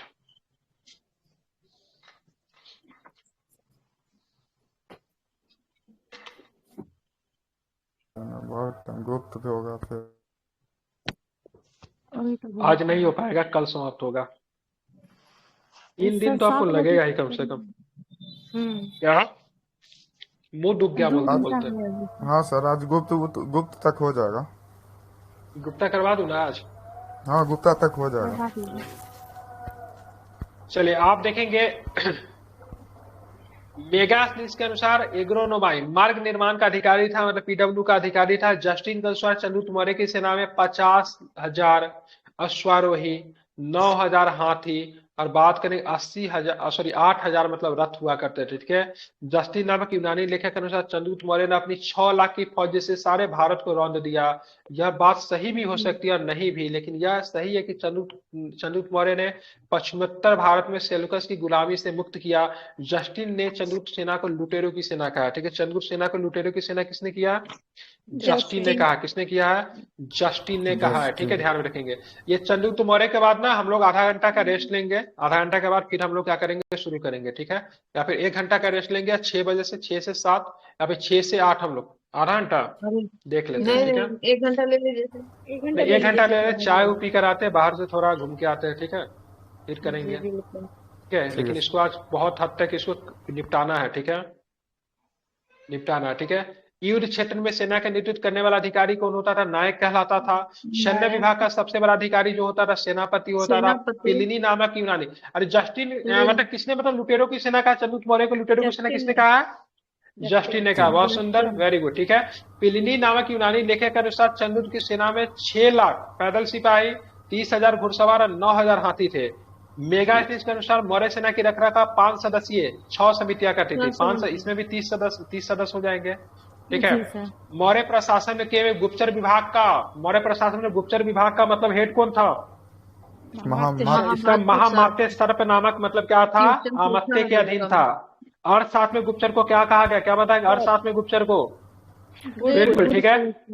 एक ही स्थान पे, ठीक है, एक ही स्थान पे रह के जो काम करने वाला जो गुप्तचर जो होते थे उसको क्या बोलते थे? क्या बताएंगे? बिल्कुल, उसको संस्था कहते थे, ठीक है। और एक स्थान से दूसरे स्थान पे जो मूव होकर जो जानकारी प्राप्त करता है उसको क्या बोलते? संचार, ठीक है। तो संस्था और संचार में अंतर क्या है? दोनों को दोनों गुप्तचर ही है। एक स्थान पे रह के करता है, एक जो था घूम घूम के करता है, ठीक है। अशोक के समय जनपदीय न्यायालय के न्यायाधीश को क्या राजुक कहा जाता है? क्या कहा जाता है? राजुक। अब यहाँ पे सेना समिति एवं उनके कार्य क्या था? प्रथम जो था जल सेना की व्यवस्था थी। द्वितीय जो था यातायात में रसद की व्यवस्था थी। तृतीय क्या था? पैदल सेना की देखरेख करते थे। चतुर्थ जो था अश्वारोहा सेना की देखरेख करते थे। पंचम की बात करेंगे गज सेना की देखरेख थे। छठा की बात करेंगे रथ सेना की देखरेख करते थे, ठीक है। सरकारी भूमि को कौन सा भूमि कहते थे? जैसे सर आप करते हैं भूमि को क्या बोलते थे? सीता भूमि कहते थे। बिना वर्षा के अच्छी खेती करने वाले भूमि को क्या बोला जाता था? अदेव मात्रिक। वर्षा भी नहीं होती थी लेकिन अच्छी भूमि होती थी, अच्छी खेती होती थी। मौर्य काल में द्रोण अनाज के मापे के लिए प्रयोग होता था। मौर्य काल में द्रोण अनाज के मापे के लिए प्रयोग होता था, ठीक है। मेगास्थनीज के अनुसार भारतीय समाज कितने वर्गों में विभाजित थी? क्या बताएंगे या फिर नहीं बताएंगे? 7। एग्जाम में पूछता है मेगास्थनीज ने जो भारतीय समाज का विभाजन किया है इनमें से कौन सा वर्ग नहीं है, ठीक है। तो सबसे पहले दार्शनिक, दूसरा किसान, तीसरा अहीर, चौथा कारीगर, पांचवा सैनिक, छठा जो है निरीक्षक, ठीक है, सातवां सभासद, ठीक है। दास नहीं आता इसमें, कभी कभी दास घुसा देता है, ठीक है, ध्यान में रखेंगे। दास जो था नहीं था, ठीक है। दार्शनिक था, किसान था, अहीर था, ठीक है, कारीगर था, सैनिक था, निरीक्षक था, सभासद था। स्वतंत्र वेश्यावृत्ति करने वाली महिला को रूपजीवा कहते थे। नंद वंश के विनाश करने में चंद्रगुप्त मौर्य ने कश्मीर के राजा प्रवर्तक से सहायता ली थी। इंपॉर्टेंट है, किसने सहायता किया था? प्रवर्तक ने सहायता किया था। मौर्य वंश का शासन कितने वर्षों का है? 137 वर्षों तक रहा। इंपॉर्टेंट है, वे भी आए। भागवत पुराण में के अनुसार मौर्य वंश में 10 राजा हुए, जबकि वायु पुराण के अनुसार मौर्य वंश में कितने राजा हुए? 9 राजा हुए, ठीक है, ध्यान में रखेंगे। मौर्य वंश का अंतिम शासक कौन था? हम थे, आप थे, बुद्धिधर था। कौन था? इसकी हत्या किसने कर दी? इसकी हत्या किसने कर दी? पुष्यमित्र शुंग ने कर दी। कब कर दी इसकी हत्या पुष्यमित्र शुंग ने? 185 ईसा पूर्व में। और मगध पे मतलब किसकी नींव पड़ी? शुंग वंश की नींव पड़ी, ठीक है, बिल्कुल, ठीक है। अशोक राम विहार पाटलिपुत्र में है, ठीक है। कौन सा अशोक राम विहार कहाँ पे है? पाटलिपुत्र में है। अशोक राम विहार को कोई शासक लूट लेता है, क्या नाम था इसका? किसी ने लूटा था। बख्तियार सर, बख्तियार नहीं, वो तो नालंदा वो तो किए ही थे ना, लेकिन अशोकाराम बिहार को भी किसी ने लूटा था। वहां पे कुछ बहुत इंपोर्टेंट चीज था, उसको उठा के ले जाता है ये लोग, याद मुझे नहीं आ रहा है, ठीक है। तो ये शुंग वंश का जो नींव जो पड़ेगा ब्राह्मण वंश होगा, ठीक है। अभी तक बौद्धिज्म का प्रभाव देख रहे हैं, तो ये लोग जो था ब्राह्मण को मानेंगे, ठीक है। तो ब्राह्मण साम्राज्य अब यहाँ से शुरू होगा और हम लोग शुरू करेंगे 6 बजे से। 6 बजे से लेके 8 बजे तक हमसे जुड़िए, ठीक है। कितने बजे से? 6 बजे से लेके 8 बजे तक आज के लिए जुड़िए। अभी इसमें 10 पेज बाकी है, ठीक है। कम से कम इसको जितना खत्म हो सके 2 घंटा में खत्म करेंगे। रैपिड फायर रिवीजन तब तक चलेगा, ठीक है। आप लोग का जब तक मतलब बिहार बात करेंगे, बिहार दरोगा का एग्जाम नहीं हो जाता, ठीक है। फिर अच्छे से करवा दे रहा हूँ। फिर बिहार एसएससी में भी क्या करूंगा, इसको बहुत अच्छे से करवा दूंगा। लेकिन वो सारी चीजें पेड ग्रुप में चलेगी, जिनको भी ज्वाइन करना है ज्वाइन कर सकते हैं। बीपीएससी के लिए, बिहार एसएससी के लिए, जितना भी आपका एग्जाम दुआते हो जो है ना, सबका तैयारी उसमें ऐड होते जाएगा, ठीक है। बीपीएससी तो रहेगा ही, ऊपर से दूसरी चीजों की तैयारी भी उसमें इंक्लूड होते जाएगी, ठीक है। तो चलिए सभी लोग 7 बजे से मिलते हैं। 7 बजे से नहीं, 6 बजे से, सॉरी 6 बजे से। तो सभी लोग ध्यान से 6 बजे आ जाइएगा, क्योंकि आज इसको खत्म करना है, ठीक है। चलिए, थैंक यू। 6 बजे से आई सभी लोग, ठीक है। जी सर। सेट कर देता हूँ 6 बजे वाली।